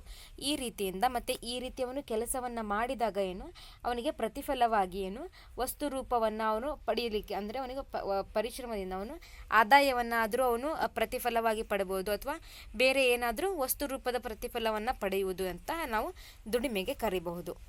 ಮಾನವ ಸಮಾಜದ ಪ್ರಮುಖ ಭಾಗಗಳಲ್ಲಿ ದುಡಿಮೆ ಅತ್ಯಂತ ಮುಖ್ಯವಾದದ್ದು. ದುಡಿಮೆ ಎಂಬುದು ಉದ್ದೇಶವೊಂದರ ಸಾಧನೆಗಾಗಿ ನಡೆಸಲಾಗುವ ಕಾರ್ಯ. ವ್ಯಕ್ತಿಯೋರ್ವನ ಶಕ್ತಿಯ ವಯದಿಂದ ಅಥವಾ ಪರಿಶ್ರಮದಿಂದ ಆತನಿಗೆ ಆರ್ಥಿಕ ಅಥವಾ ವಸ್ತು ರೂಪದ ಪ್ರತಿಫಲ ಸಿಗುವುದಿದ್ದರೆ ಅದನ್ನು ದುಡಿಮೆ ಎನ್ನಬಹುದು. ಮತ್ತು ಈ ದುಡಿಮೆ ಅನ್ನೋದೇನು, ಇದು ನಮ್ಮ ಸಮಾಜದಲ್ಲಿ ತುಂಬ ಮುಖ್ಯವಾದಂತಹದ್ದು. ನಾವೇನು ದುಡಿಮೆ ಇದ್ರೇ ಮಾತ್ರ ಏನು ನಾವು ಹಣವನ್ನು ಸಂಪಾದಿಸಲಿಕ್ಕಾಗೋದು, ಅದರಿಂದನೇ ಏನು ನಮ್ಮ ಮನೆಗಳನ್ನು ನಾವು ನಡೆಸ್ಬೋದು. ಅಂದರೆ ನಮ್ಮ ಖರ್ಚುಗಳಿಗೆ, ನಮ್ಮ ಖರ್ಚು ವೆಚ್ಚಗಳಿಗೆ ನಾವು ಆ ದುಡ್ಡು ಬೇಕೇ ಆಗುತ್ತೆ. ಹಾಗೆ ದುಡಿಮೆ ಅನ್ನೋದಕ್ಕೆ ಯಾಕೆ, ಒಂದು ಉದ್ದೇಶದ ಒಂದು ಸಾಧನೆಗೋಸ್ಕರ. ಆ ಉದ್ದೇಶ ಏನಾದರೂ ಆಗಿರ್ಬೋದು. ಇವಾಗ ಒಂದಿಷ್ಟು ಜನ ಏನು ಬಿಸ್ನೆಸ್ ಮಾಡ್ತಾರೆ, ಅವರ ಉದ್ದೇಶ ಬೇರೆ ಆಗಿರುತ್ತೆ. ಒಂದಿಷ್ಟು ಜನ ಏನು ಕೆಲ್ಸಕ್ಕೆ ಹೋಗ್ತಾರೆ, ಅಂದರೆ ಅವರ ಉದ್ದೇಶ ಏನು, ಅವರು ಮನೆ ನಡೆಸಲಿಕ್ಕೆ ಅಥವಾ ಮನೆ ಕಟ್ಟಿಸ್ಲಿಕ್ಕೆ ಅವರು ದುಡ್ಡನ್ನು ಕೂಡಿಸ್ಲಿಕ್ಕೆ ಆಗಿರ್ಬೋದು, ಅಥವಾ ಎಜುಕೇಷನ್ಗೆ, ಮಕ್ಕಳ ಎಜುಕೇಷನ್ಗೆ ಅಂತ ಅವರು ಹಣ ಕೂಡಲಿಕ್ಕೆ. ಈ ಥರ ಬೇರೆ ಬೇರೆ ಒಂದು ಉದ್ದೇಶಗಳಿಗೋಸ್ಕರ ಜನ ಏನು ದುಡಿಮೆಯನ್ನು ಮಾಡ್ತಾರೆ. ಮತ್ತು ಈ ಒಂದು ಒಬ್ಬ ವ್ಯಕ್ತಿಯ ಅವನು ತನ್ನ ಶಕ್ತಿಯನ್ನು ಖರ್ಚು ಮಾಡಿದಾಗ, ಅಥವಾ ಅವನು ಒಂದು ತನ್ನ ಪರಿಶ್ರಮದಿಂದ ಅವನಿಗೆ ಆರ್ಥಿಕವಾಗಿ ಹಣ ದೊರೆತಾಗ, ಮತ್ತು ಅಥವಾ ಬೇರೆ ಏನು ವಸ್ತು ರೂಪದ ಒಂದು ಪ್ರತಿಫಲವನ್ನು ಸಿಗುವಂತಿದ್ದರೆ ಅಂತಹದಕ್ಕೆ ನಾವು ಅದನ್ನು ದುಡಿಮೆ ಅಂತ ಹೇಳ್ತೇವೆ. ಶ್ರೇಣಿ ಆಧಾರಿತ ವಿಭಜನೆಯ ನಂತರ ಸಮಾಜದ ದುಡಿಮೆಗಳಲ್ಲಿ ಅಸಮಾನತೆ ಪ್ರಾರಂಭಗೊಳ್ಳುತ್ತದೆ. ಅಂದರೆ ಈ ಶ್ರೇಣಿಯ ಆಧಾರದ ಮೇಲೆ ನಾವು ಈ ಶ್ರಮವನ್ನು ವಿಭಜನೆ ಮಾಡಿದಾಗ ಏನಾಗುತ್ತೆ, ಈ ಸಮಾಜದಲ್ಲಿರ್ತಕ್ಕಂತಹ ದುಡಿಮೆಗಳಲ್ಲಿ ಅಸಮಾನತೆ ಅನ್ನೋದನ್ನು ನಾವು ನೋಡ್ತೇವೆ. ಹೀಗೆ ದುಡಿಮೆ ಭಾರತದ ಸಂದರ್ಭದಲ್ಲಿ ಕೇವಲ ಆರ್ಥಿಕ ವಿಷಯವಾಗಿ ಉಳಿದಿಲ್ಲ, ಅದು ಸಾಮಾಜಿಕ ಸಂರಚನೆಯೊಳಗಿನ ಅಸಮಾನತೆಗಳಿಂದ ಕೂಡಿದ್ದಾಗಿದೆ. ಭಾರತದಲ್ಲಿ ದುಡಿಮೆಗೆ ಆದಾಯದ ಜೊತೆಗೆ ಜಾತಿ, ಪ್ರದೇಶ, ಲಿಂಗ ಮತ್ತು ಧರ್ಮ ಸೇರಿಕೊಂಡು ದುಡಿಮೆಯೊಳಗೆ ಅನೇಕ ಅಸಮಾನತೆಗಳನ್ನು ಸೃಷ್ಟಿಸಿದೆ. ಭಾರತದ ಸಾಮಾಜಿಕ ವ್ಯವಸ್ಥೆಯೊಳಗೆ ಒಬ್ಬ ವ್ಯಕ್ತಿ ಕೆಳಗಿನಿಂದ ಮೇಲ್ಮುಖವಾಗಿ ಅಧಿಕಾರ, ಅಂತಸ್ತು ಪಡೆಯುವತ್ತ ಚಲಿಸಿದರೆ ಅವರ ಆದಾಯ ಮತ್ತು ಅಧಿಕಾರ ಎರಡೂ ಹೆಚ್ಚುತ್ತಾ ಹೋಗುತ್ತದೆ. ಮತ್ತು ಈ ಶ್ರೇಣಿಯ ಆಧಾರದ ಮೇಲೆ ಹೆಂಗೆ ಏನು ಶ್ರಮವನ್ನು ವಿಭಜನೆ ಮಾಡ್ತಾರೋ ಆವಾಗ ಈ ದುಡಿಮೆ ಅನ್ನುವಂತಹದಲ್ಲಿ ಏನೊಂದು ಅಸಮಾನತೆ ಅನ್ನುವುದಂತಹದನ್ನು ನಾವು ನೋಡಬಹುದು. ಅಂದರೆ ಈ ದುಡಿಮೆ ಅನ್ನುವಂತಹದ್ದು ಕೇವಲ ಇದೊಂದು ಆರ್ಥಿಕ ವಿಷಯವಾಗಿ ಅಷ್ಟೇ ಅಲ್ಲ, ಅದು ಒಂದು ಸಾಮಾಜಿಕ ವಿಷಯವಾಗಿಯೂ ಕೂಡಿದ್ದು, ಸಾಮಾಜಿಕವಾಗಿ ಒಂದು ವಿಷಯ ಕೂಡ ಆಗಿದೆ. ಮತ್ತು ಈ ದುಡಿಮೆಗಳಲ್ಲಿ ಏನು ಅನೇಕ ಅಸಮಾನತೆಗಳನ್ನು ನಾವು ನೋಡಬಹುದು. ಇವಾಗ ಈ ದುಡಿಮೆಯ ಜೊತೆಗೆ ಆದಾಯ ಅಷ್ಟೇ ಅಲ್ಲದೆ ಇವಾಗ ಒಂದು ದುಡಿಮೆಯನ್ನು ಮಾಡಬೇಕಂತಂದರೆ ಜನ ಏನು ಅವರ ಜಾತಿ ಆಗಿರ್ಬೋದು, ಪ್ರದೇಶ, ಲಿಂಗ, ಧರ್ಮ, ಈ ರೀತಿ ಏನೇನೆಲ್ಲ ಒಂದಿಷ್ಟು ವಿಷಯಗಳನ್ನು ಅವರು ಪರಿಗಣಿಸಿ ಈ ಒಂದು ದುಡಿಮೆ ಅನ್ನುವಂಥದ್ರಲ್ಲಿಯೂ ಕೂಡ ಬೇರೆ ಬೇರೆ ಅಸಮಾನತೆಗಳನ್ನು ಅವರು ಸೃಷ್ಟಿಸ್ತಾರೆ. ಮತ್ತು ಒಬ್ಬ ವ್ಯಕ್ತಿ ಏನು ಕೆಳಗಿನಿಂದ ಮೇಲ್ಮುಖವಾಗಿ ಅವನು ಹೋದರೆ, ಅಂದರೆ ಅವನು ಮೊದಲು ಏನು ಕೆಲಸ ಮಾಡ್ತಿರಲಿಲ್ಲ, ಆಮೇಲೆ ಒಂದು ಸಣ್ಣ ಪುಟ್ಟ ಕೆಲಸ ಹುಡುಕಿಕೊಂಡ, ಆಮೇಲೆ ದೊಡ್ಡ ಕೆಲಸ, ಈ ಥರ ಅವನು ಏನಾದರೂ ಕೆಳಗಿನಿಂದ ಒಂದು ಮೇಲ್ಮುಖವಾಗಿ ಅವನು ಅಧಿಕಾರ ಅವನಿಗೆ ಲಭಿಸಿರ್ಬೋದು, ಅಥವಾ ಅಂತಸ್ತು ಪಡೆಯುತ್ತಾ ಅವನು ಚಲಿಸಿದ್ರೇನು ಅವನ ಆದಾಯ ಮತ್ತು ಅಧಿಕಾರ ಏನು ಎರಡೂ ಕೂಡ ಹೆಚ್ಚುತ್ತಾ ಹೋಗುತ್ತೆ. ಸಮಾನ ಕೆಲಸಕ್ಕೆ ಸಮಾನ ವೇತನದ ನಿಯಮಕ್ಕೆ ವಿರುದ್ಧವಾಗಿ ನಡೆಯುವ ದುಡಿಮೆಯಲ್ಲಿ ಅಸಮಾನತೆ ಎಂದು ಕರೆಯಬಹುದು. ಅಂದರೆ ಇವಾಗ ಒಂದೇ ಕೆಲಸ ಇರುತ್ತೆ, ಅಂದರೆ ಸಮಾನ ಕೆಲಸ, ಇಬ್ಬರಿಗೂ ಕೂಡ ಒಂದೇ ಸಮವಾದಂತಹ ಕೆಲಸ, ಅಂದರೆ ಒಬ್ಬನಿಗೆ ಹೆಚ್ಚು ಕೆಲಸ ಒಬ್ಬನಿಗೆ ಕಡಿಮೆ ಕೆಲಸ ಅಂತಲ್ಲ, ಇಬ್ಬರಿಗೂ ಕೂಡ ಒಂದೇ ತರಹದ ಕೆಲಸ, ಒಂದೇ ಸಮನಾದ ಕೆಲಸ ಕೊಟ್ಟು, ಆದರೆ ಇಬ್ರಿಗೂ ಕೂಡ ಬೇರೆ ಬೇರೆ ವೇತನವನ್ನು ಕೊಟ್ಟರೆ ಅವಾಗ ನಾವೇನಂತ ಹೇಳ್ಬೋದು, ದುಡಿಮೆಯಲ್ಲಿ ಅಸಮಾನತೆ ಇದೆ ಅಂತ ಹೇಳ್ಬೋದು. ಇದು ತಪ್ಪು ಅಲ್ವಾ? ಇವಾಗ ಇಬ್ಬರು ಕೂಡ ಒಂದೇ ತರಹದ ಕೆಲಸವನ್ನು ಮಾಡ್ತಿದ್ದಾರೆ, ಆದರೆ ಇಬ್ಬರಿಗೂ ಬೇರೆ ಬೇರೆ ವೇತನ ಅಂದರೆ ಅವಾಗ ಅದು ಅಸಮಾನತೆ ಅಂತ ಹೇಳ್ತೇವೆ. ಇಬ್ಬರು ವ್ಯಕ್ತಿಗಳು ಒಂದೇ ಕೆಲಸವನ್ನು ಒಂದೇ ಸಮಯದಲ್ಲಿ ಮಾಡಿದಾಗ ಒಬ್ಬರಿಗೆ ಹೆಚ್ಚು ವೇತನವನ್ನು ಮತ್ತೊಬ್ಬರಿಗೆ ಕಡಿಮೆ ವೇತನವನ್ನು ನೀಡುವುದು ದುಡಿಮೆಯಲ್ಲಿನ ಭೇದಭಾವ, ದುಡಿಮೆಯಲ್ಲಿನ ಅಸಮಾನತೆ ಎನ್ನಬಹುದು. ಮಹಿಳೆ ಮತ್ತು ಪುರುಷರಿಬ್ಬರು ಒಂದು ದುಡಿಮೆಯಲ್ಲಿ ತೊಡಗಿದರೂ ಅವರಿಗೆ ದೊರಕುವ ಸಂಭಾವನೆ ಸಮಾನವಾಗಿರುವುದಿಲ್ಲ. ಭಾರತದಲ್ಲಿ ಪುರುಷರಿಗೆ ಉತ್ತಮ ಸ್ವರೂಪದ ಉದ್ಯೋಗಗಳನ್ನು ನೀಡಲಾಗುತ್ತಿದೆ, ಹಾಗೆಯೇ ಹೆಚ್ಚಿನ ಸಂಭಾವನೆಗಳನ್ನು ನೀಡಲಾಗುತ್ತದೆ. ಆದರೆ ಮಹಿಳೆಯರಿಗೆ ಕಡಿಮೆ ಸಂಬಳವನ್ನು ನೀಡಲಾಗುತ್ತಿದೆ. ಅಂದರೆ ಹೀಗೆ ನಾವು ನೋಡಬಹುದು ಇಬ್ಬರು ಕೂಡ ಒಂದೇ ತರಹದ ಕೆಲಸವನ್ನು ಮಾಡುವಾಗ ಈ ಪುರುಷರಿಗೆ ನಮ್ಮ ಸಮಾಜದಲ್ಲಿ ಹೆಚ್ಚಿನ ಸಂಬಳವನ್ನು ನಿಗದಿ ಮಾಡುವಂತಹದ್ದು, ಮತ್ತು ಹೆಣ್ಣು ಮಕ್ಕಳಿಗೆ ಕಡಿಮೆ ಸಂಬಳದ ಅಂದರೆ ಮಹಿಳೆಯರಿಗೆ ಕಡಿಮೆ ಸಂಬಳವನ್ನು ನೀಡಲಾಗುತ್ತದೆ. ಇದೊಂದು ದುಡಿಮೆಯಲ್ಲಿ ಭೇದ ಭಾವ ಅಥವಾ ಅಸಮಾನತೆಯನ್ನು ಉಂಟು ಮಾಡ್ತಾ ಇದೆ. ಸರ್ಕಾರಿ ವಲಯದಲ್ಲಿ ಈ ರೀತಿಯ ಅಸಮಾನತೆ ಕಡಿಮೆ ಎಂದರೂ ಅಲ್ಲಿಯೂ ಶ್ರೇಣೀಕೃತವಾಗಿ ದುಡಿಮೆಯಲ್ಲಿನ ಅಸಮಾನತೆ ಕಾಣಬಹುದು. ಆದರೆ ಸರ್ಕಾರೇತರ ಕಂಪನಿಗಳಲ್ಲಿ ಮತ್ತು ಕಾರ್ಪೊರೇಟ್ ವಲಯಗಳಲ್ಲಿ ಒಬ್ಬ ಉದ್ಯೋಗಿಯ ಸಂಭಾವನೆ ಮತ್ತೊಬ್ಬರಿಗೆ ತಿಳಿದಿರೋದಿಲ್ಲ. ಅಂದರೆ ಈಗ ಸರ್ಕಾರದ ವಲಯದಲ್ಲಿ ಇಷ್ಟೇ ದುಡಿಮೆ ಅಂತ ಹೇಳಿ ಅಲ್ಲಿ ಫಿಕ್ಸ್ ಮಾಡಿರ್ತಾರೆ. ಅಲ್ಲಿ ನಾವು ಈ ದುಡಿಮೆಯಲ್ಲಿ ಅಸಮಾನತೆ ಕಡಿಮೆ ಅಂಶದಲ್ಲಿ ನಾವು ಕಾಣಬಹುದು. ಆದರೆ ಇದೇ ಕಾರ್ಪೊರೇಟ್ ವಲಯಗಳಲ್ಲಿ ಆಗಿರ್ಬೋದು ಅಥವಾ ಸರ್ಕಾರೇತರ ಕಂಪನಿಗಳಲ್ಲಿ ನಾವು ಒಬ್ಬ ಉದ್ಯೋಗಿಯ ಸಂಭಾವನೆ ಇನ್ನೊಬ್ಬರಿಗೆ ತಿಳಿದಿರೋದಿಲ್ಲ, ಅದು ಪ್ರೈವೇಟ್ ಆಗಿರುತ್ತೆ. ದುಡಿಮೆಯ ವಲಯದಲ್ಲಿನ ಅಸಮಾನತೆಯು ಅಸಂಘಟಿತ ವಲಯಗಳಲ್ಲಿ ಕಣ್ಣಿಗೆ ಕಾಣುತ್ತದೆ. ಕೃಷಿ ವಲಯದ ದುಡಿಮೆಯು ಲಿಂಗ, ವಯಸ್ಸು, ಸಾಮರ್ಥ್ಯಗಳ ಆಧಾರದ ಮೇಲೆ ಕೆಲಸ ಕಾರ್ಯಗಳನ್ನು ಅಸಮಾನ ರೀತಿಯಲ್ಲಿ ಹಂಚಿಕೆ ಮಾಡುತ್ತಿದೆ. ಅಂದರೆ ಈ ಕಾರ್ಪೊರೇಟ್ ವಲಯಗಳಲ್ಲಿ ಅಸಮಾನತೆ ಅನ್ನುವಂಥದ್ದು ನಮಗೆ ಅಸಂಘಟಿತ ವಲಯಗಳಲ್ಲಿ ಕಣ್ಣಿಗೆ ಕಾಣುತ್ತೆ. ಈಗ ಕೃಷಿ ವಲಯದಲ್ಲಿಯೂ ಕೂಡ ದುಡಿಮೆ, ಲಿಂಗ, ವಯಸ್ಸು, ಸಾಮರ್ಥ್ಯಗಳ ಆಧಾರದ ಮೇಲೆ ಕೆಲಸ ಕಾರ್ಯಗಳನ್ನು ಅವರು ಅಸಮಾನ ರೀತಿಯಲ್ಲಿ ಹಂಚಿಕೆ ಮಾಡ್ತಿದ್ದಾರೆ. ಅಂದರೆ ಇವಾಗ ಗಂಡು ಮಕ್ಕಳಿಗೆ ಒಂದು ಹೆಚ್ಚು ಪ್ರಮಾಣದ ಕೆಲಸ, ಹೆಣ್ಣು ಮಕ್ಕಳಿಗೆ ಕಡಿಮೆ ಪ್ರಮಾಣದ ಕೆಲಸ. ಇವಾಗ ವಯಸ್ಸಿನಲ್ಲಿಯೂ ಕೂಡ ತುಂಬ ವಯಸ್ಸಾದವರಿಗೆ ಕಡಿಮೆ ಕೆಲಸ, ಅಂದರೆ ಇವಾಗ ತರುಣರಿಗೆ ಒಂದು ಹೆಚ್ಚಿಗೆ ಕೆಲಸ. ಈ ರೀತಿ ಕೆಲಸವನ್ನು ಅಸಮಾನ ರೀತಿಯಲ್ಲಿ ಹಂಚಿಕೆ ಮಾಡುವುದನ್ನು ನಾವು ನೋಡಬಹುದು. ಇಲ್ಲಿ ಮಹಿಳೆಯರಿಗೆ ದೊರಕಬೇಕಾದ ಸಮಾನ ಸಂಭಾವನೆಯ ಪ್ರಶ್ನೆಗಳು ಗೌಣವಾಗಿರುತ್ತದೆ. ಉದಾಹರಣೆಗೆ, ಕೃಷಿ ಕುಟುಂಬಗಳಲ್ಲಿ ಹೆಚ್ಚಿನ ಕೃಷಿ ಚಟುವಟಿಕೆಗಳು ನಡೆಯುತ್ತಿರುವಾಗ ಆ ಕುಟುಂಬದಲ್ಲಿ ಮುಂಜಾನೆ ಬೇಗನೆ ಎದ್ದು ಕೃಷಿ ದುಡಿಮೆಗೆ ಹೋಗುವವರಿಗೆ ಬುತ್ತಿ ತಯಾರು ಮಾಡಿಕೊಂಡು ಅಥವಾ ಮಾಡಿಕೊಟ್ಟು ಕೃಷಿಯ ಎಲ್ಲ ಚಟುವಟಿಕೆಗಳಲ್ಲಿ ಮಹಿಳೆಯರು ಸಂಪೂರ್ಣವಾಗಿ ತೊಡಗಿಕೊಳ್ಳುತ್ತಾರೆ. ಆದರೆ ಅವರಿಗೆ ಸಂಭಾವನೆ ನೀಡುವಾಗ ಮತ್ತು ನಿರ್ಧಾರವನ್ನು ತೆಗೆದುಕೊಳ್ಳುವಾಗ ಪುರುಷನಿಗಿಂತ ಕಡಿಮೆ ಮಟ್ಟದಲ್ಲಿ ನೋಡಲಾಗುತ್ತಿದೆ. ಅಂದರೆ ಇವಾಗ ನಾವು ಒಂದು ಕೃಷಿ ಕುಟುಂಬವನ್ನು ನೋಡಿದರೆ ಏನಾಗುತ್ತೆ, ಅಲ್ಲಿ ಕೃಷಿ ಚಟುವಟಿಕೆಗಳು ನಡೆಯುತ್ತಿರುವಾಗ ಗಂಡು ಮಕ್ಕಳು ಬೆಳಗ್ಗೆ ಬೇಗನೆ ಎದ್ದವರಿಗೆ ದುಡಿಮೆಗೆ ಹೋಗಬೇಕಾಗಿರುತ್ತೆ. ಅವಾಗ ಮಹಿಳೆಯರು ಬೆಳಗ್ಗೆ ಅವರು ಕೂಡ ಬೇಗನೆ ಎದ್ದು ಅವರಿಗೆ ಬುತ್ತಿಯನ್ನು ಕಟ್ಟಿ ಅವ್ರಿಗೆ ಕಳಿಸ್ತಾರೆ, ಮತ್ತು ಮನೆಯಲ್ಲಿನ ಕೆಲಸ ಮುಗಿಸ್ಕೊಂಡು ಅವರು ಕೂಡ ಅವ್ರ ಜೊತೆನೇ ಹೋಗ್ತಾರೆ. ಆದರೂ ಕೂಡ ಸಂಭಾವನೆ ನೀಡುವಾಗ ಪುರುಷನಿಗೆ ಹೆಚ್ಚಿನ ಸಂಭಾವನೆ ಮತ್ತು ಮಹಿಳೆಯರಿಗೆ ಕಡಿಮೆ ಸಂಭಾವನೆಯನ್ನು ನೀಡ್ತಾರೆ. ಮತ್ತು ಬೇರೆ ಯಾವುದೇ ನಿರ್ಧಾರಗಳನ್ನು ಕೂಡ ತೆಗೆದುಕೊಳ್ಳುವಾಗ ಹೆಣ್ಣು ಮಕ್ಕಳಿಗೆ ಅಷ್ಟಾಗಿ ಅವರಿಗೆ ಒಂದು ಪ್ರಾಮುಖ್ಯತೆಯನ್ನು ಕೊಡುವುದಿಲ್ಲ. ಅಂತಹ ಒಂದು ಡಿಸಿಷನ್ ಅಥವಾ ನಿರ್ಧಾರಗಳನ್ನು ತಗೊಳ್ಳುವಂತಹ ಸಮಯದಲ್ಲಿ ಅವರನ್ನು ಪುರುಷನಿಗಿಂತ ಕಡಿಮೆ ಮಟ್ಟದಲ್ಲಿ ನೋಡುತ್ತಾರೆ. ಎಲ್ಲ ಸಮಾಜಗಳಲ್ಲಿಯೂ ಮಹಿಳೆಯರ ದುಡಿಮೆಯನ್ನು ಮಹತ್ವದ್ದಾಗಿ ಪರಿಗಣಿಸದಿರುವುದು ದುಡಿಮೆಯಲ್ಲಿ ಅಸಮಾನತೆಯ ಸ್ವರೂಪವನ್ನು ಸೂಚಿಸುತ್ತದೆ. ದುಡಿಮೆಯ ಅಸಮಾನತೆಯ ಸ್ವರೂಪಗಳು ನಮ್ಮ ಹಳ್ಳಿಗಳಲ್ಲಿ ಕಣ್ಣಿಗೆ ಎದ್ದು ಕಾಣುವಂತೆ ತಿಳಿಯುತ್ತವೆ. ಮತ್ತು ಈ ದುಡಿಮೆಯಲ್ಲಿ ಒಂದು ಅಸಮಾನತೆ ಇರುವಂಥದ್ದು ನಾವು ಹಳ್ಳಿಗಳಲ್ಲಿ ಹೆಚ್ಚಿನ ಪ್ರಮಾಣದಲ್ಲಿ ನೋಡ್ಬೋದು. ಈಗ ಸಿಟಿಯಲ್ಲಿ ಅಂದರೆ ಒಂದಿಷ್ಟು ವಿದ್ಯಾವಂತ ಜನರು ಕೂಡ ಇರ್ತಾರೆ, ಹಳ್ಳಿನಲ್ಲೂ ಕೂಡ ಇರ್ತಾರೆ. ಆದರೆ ಸಿಟಿನಲ್ಲಿ ಇರ್ತಕ್ಕಂಥವ್ರು ಅವರು ದನಿ ಎತ್ತಿ ಮಾತಾಡುತ್ತಾರೆ, ಅಂದರೆ ಇಲ್ಲಿನೂ ಕೂಡ ಇರುತ್ತೆ ಸಿಟಿಯಲ್ಲಿ. ಆದರೆ ಪ್ರಮಾಣ ಅನ್ನುವಂತಹದ್ದೇನಿಲ್ಲಿ ಕಡಿಮೆ ಅಂತ ನಾವು ಹೇಳಬಹುದು. ಇನ್ನು ಓದಿದವರು ಮತ್ತು ಓದದವರ ನಡುವೆ ಬಹಳ ದೊಡ್ಡ ಅಸಮಾನತೆ ಇದೆ. ನಮ್ಮ ಬೀದಿಗಳ ಕಸಗುಡಿಸುವವರ, ಚರಂಡಿ ಬಳಿಯುವ ಸಫಾಯಿ ಕರ್ಮಚಾರಿಗಳಿಗೆ ಕನಿಷ್ಠ ವೇತನಕ್ಕಿಂತಲೂ ಕಡಿಮೆ ಸಂಭಾವನೆ ನೀಡಲಾಗುತ್ತದೆ. ಆದರೆ ಅದನ್ನೇ ನಾವು ನೋಡ್ಬೋದು. ಈಗ ಓದಿದವರು ಮತ್ತು ಓದದವರ ಅನ್ನುವಂತಹದೊಂದು ಇದು ಒಂದು ರೀತಿ ಅಂಶ, ಇದನ್ನು ಶ್ರಮ ವಿಭಜನೆ ಮಾಡುವಂಥದ್ರಲ್ಲಿ ಅಂದರೆ ಇಲ್ಲಿನೂ ಕೂಡ ನಾವು ಅಸಮಾನತೆಯನ್ನು ನೋಡಬಹುದು. ಅಂದರೆ ಓದದೇ ಇರುವವರಿಗೆ, ಅಂದರೆ ಇವಾಗ ಆ ಬೀದಿಗಳಲ್ಲಿ ಕಸ ಗುಡಿಸುವವರು ಆಗಿರಬಹುದು ಅಥವಾ ಚರಂಡಿ ಬಳಿಯುವಂತಹವರು ಮತ್ತು ಸಫಾಯಿ ಕರ್ಮಚಾರಿಗಳಿಗೆ ಅವ್ರಿಗೆ ಒಂದು ನಿರ್ದಿಷ್ಟ ವೇತನ, ಅಂದರೆ ಕನಿಷ್ಠ ವೇತನ ಇಷ್ಟು ಕೊಡಬೇಕಾಗಿರುತ್ತೆ. ಆದರೆ ಅದಕ್ಕಿಂತನೂ ಕೂಡ ಕಡಿಮೆ ಸಂಭಾವನೆಯನ್ನು ನೀಡುವುದನ್ನು ನಾವು ನೋಡಬಹುದು. ಅವರು ನಮ್ಮ ಸಮಾಜವನ್ನು ಸ್ವಚ್ಛ ಮಾಡಲು ವಹಿಸುವ ಶ್ರಮ ಬಹಳ. ಈ ರೀತಿ ದುಡಿಮೆಯಲ್ಲಿನ ಅಸಮಾನತೆಯು ವರ್ಗ, ಆದಾಯ, ಸಂಭಾವನೆ, ಲಿಂಗ, ಪ್ರದೇಶ, ಜಾತಿ ಮತ್ತು ಧರ್ಮ ಆಧಾರಿತವಾಗಿಯೇ ನಡೆಯುತ್ತಿರುತ್ತದೆ. ದುಡಿಮೆಯಲ್ಲಿ ಅಸಮಾನತೆಯು ಸಂಭಾವನೆ ಸಹಿತ ಮತ್ತು ಸಂಭಾವನೆ ರಹಿತ ಎಂದು ಗುರುತಿಸಲಾಗುತ್ತದೆ. ಇಲ್ಲಿ ಅಸಮಾನತೆ ಯಾವ ರೂಪದಲ್ಲಿರುತ್ತದೆ ಎನ್ನುವುದನ್ನು ಮುಂದೆ ಚರ್ಚೆ ಮಾಡೋಣ. ಹೀಗೆ ಈ ದುಡಿಮೆಯಲ್ಲಿ ಅಸಮಾನತೆ ಅನ್ನುವುದು ಸಂಭಾವನೆ ಸಹಿತ ಮತ್ತು ಸಂಭಾವನೆ ರಹಿತ ಅಂತ ಹೇಳಿ ಆ ದುಡಿಮೆ ಅಂತ ಹೇಳಿ ಗುರುತಿಸ್ತಾರೆ. ಮತ್ತು ನೋಡಿ ಫ್ರೆಂಡ್ಸ್, ಈ ಸಂಭಾವನೆ ರಹಿತ ಮತ್ತು ಸಂಭಾವನೆ ಸಹಿತ ದುಡಿಮೆ ಈ ವರ್ಷದ ಒಂದು SSLC ಏನು ಸಿಲೆಬಸ್ಗೆ ಇಲ್ಲ. ಆದ್ದರಿಂದ ನಾನು ಇದನ್ನು ಬಿಡ್ತಾ ಇದ್ದೇನೆ.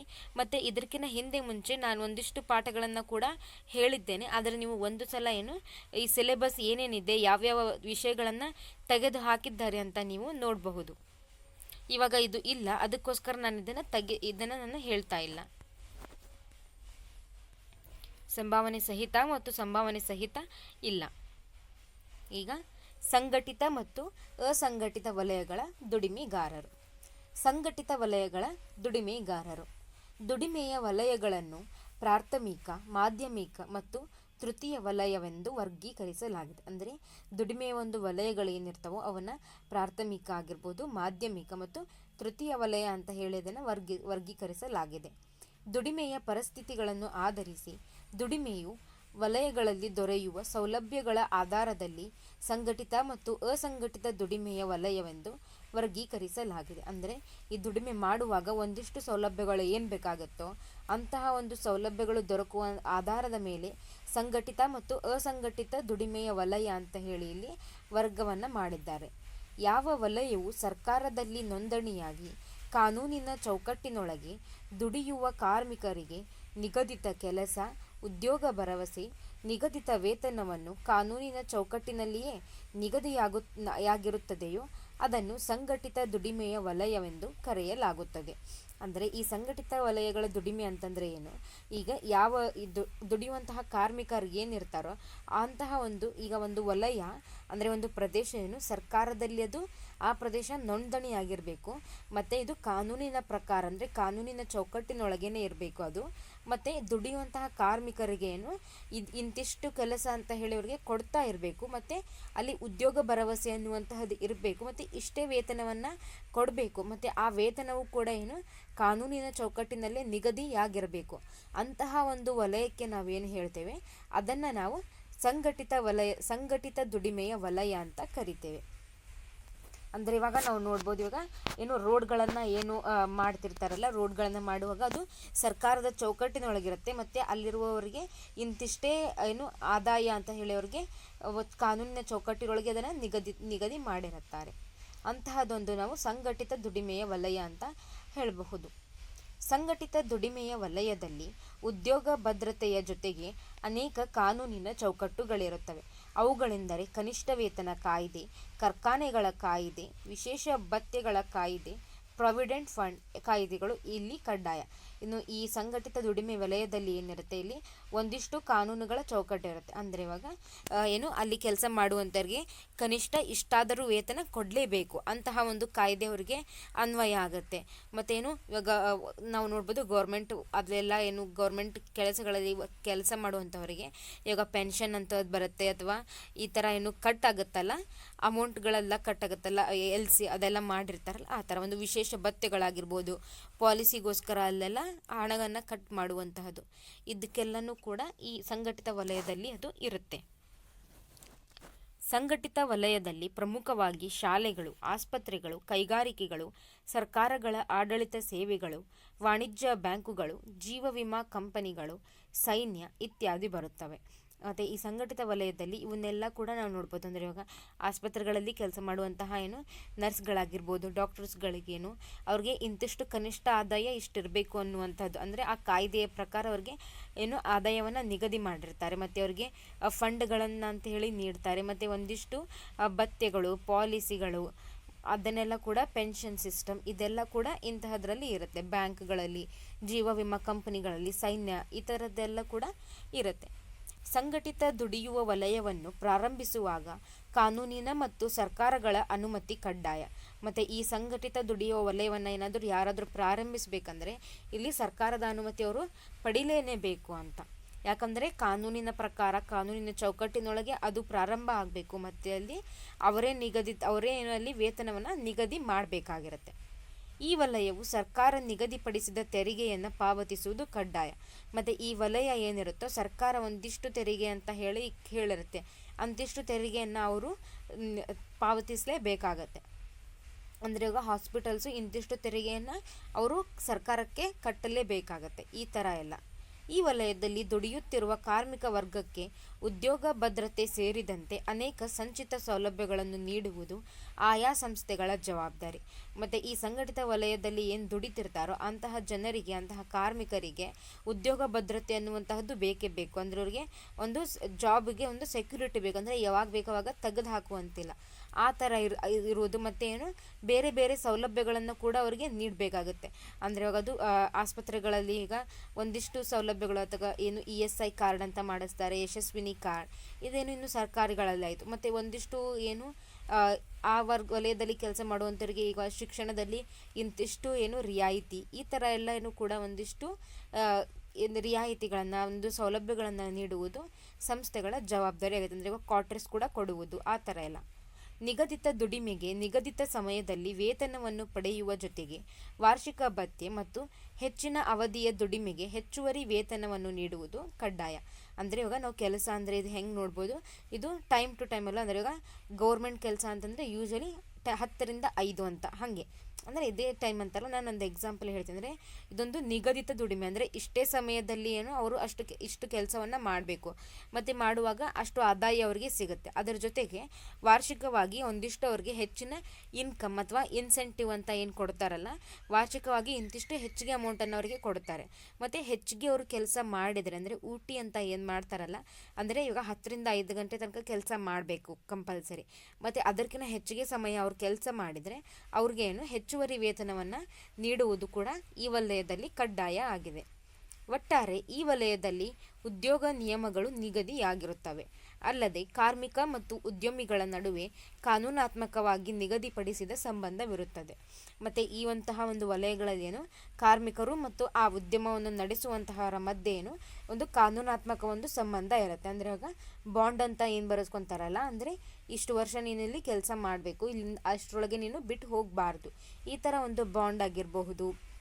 ಮತ್ತು ನಾನು ಈ ಕಂಪನಿಯಲ್ಲಿ ಏನು ನಿಷ್ಠಾವಂತನಾಗಿ ದುಡಿಯುತ್ತೇನೆ, ಮತ್ತು ಈ ಕಂಪನಿಯ ಪ್ರೈವೇಸಿಯನ್ನು ನಾನು ಗೌರವವನ್ನು ನೀಡ್ತೇನೆ, ಈ ಥರ ಎಲ್ಲ ಒಂದು ಕಾನೂನಾತ್ಮಕ ಸಂಬಂಧ ಅಂತ ಹೇಳಿ ಅಲ್ಲಿ ಇರುತ್ತೆ. ಇವೆಲ್ಲ ನೀವು ಸಂಘಟಿತ ವಲಯಗಳು. ಅಂದರೆ ಶಾಲೆಗಳಾಗಿರಬಹುದು, ಪೊಲೀಸ್ ವರ್ಗ, ಇದು ಕೂಡ ಒಂದು ಸರ್ಕಾರಿ ಕೆಲಸ ಅಲ್ವಾ, ಆ ಥರ. ಮತ್ತು ಈ ಕಂಪನಿ ಅಂತ ನೋಡಬಹುದು, ಇದು ಕೂಡ ಏನು ರೈಲ್ವೆ ಟಿಕೆಟ್, ಈ ಥರ ಎಲ್ಲನೂ ಕೂಡ ಬ್ಯಾಂಕ್ಗಳಲ್ಲಿ, ಮತ್ತು ಇಲ್ಲಿ ಮಿಲಿಟ್ರಿ, ಈ ಥರ ಬೇರೆ ಬೇರೆ ಎಲ್ಲ ಕಡೆಯಲ್ಲೂ ಕೂಡ ಏನು ಇವು ಸಂಘಟಿತ ವಲಯಗಳು.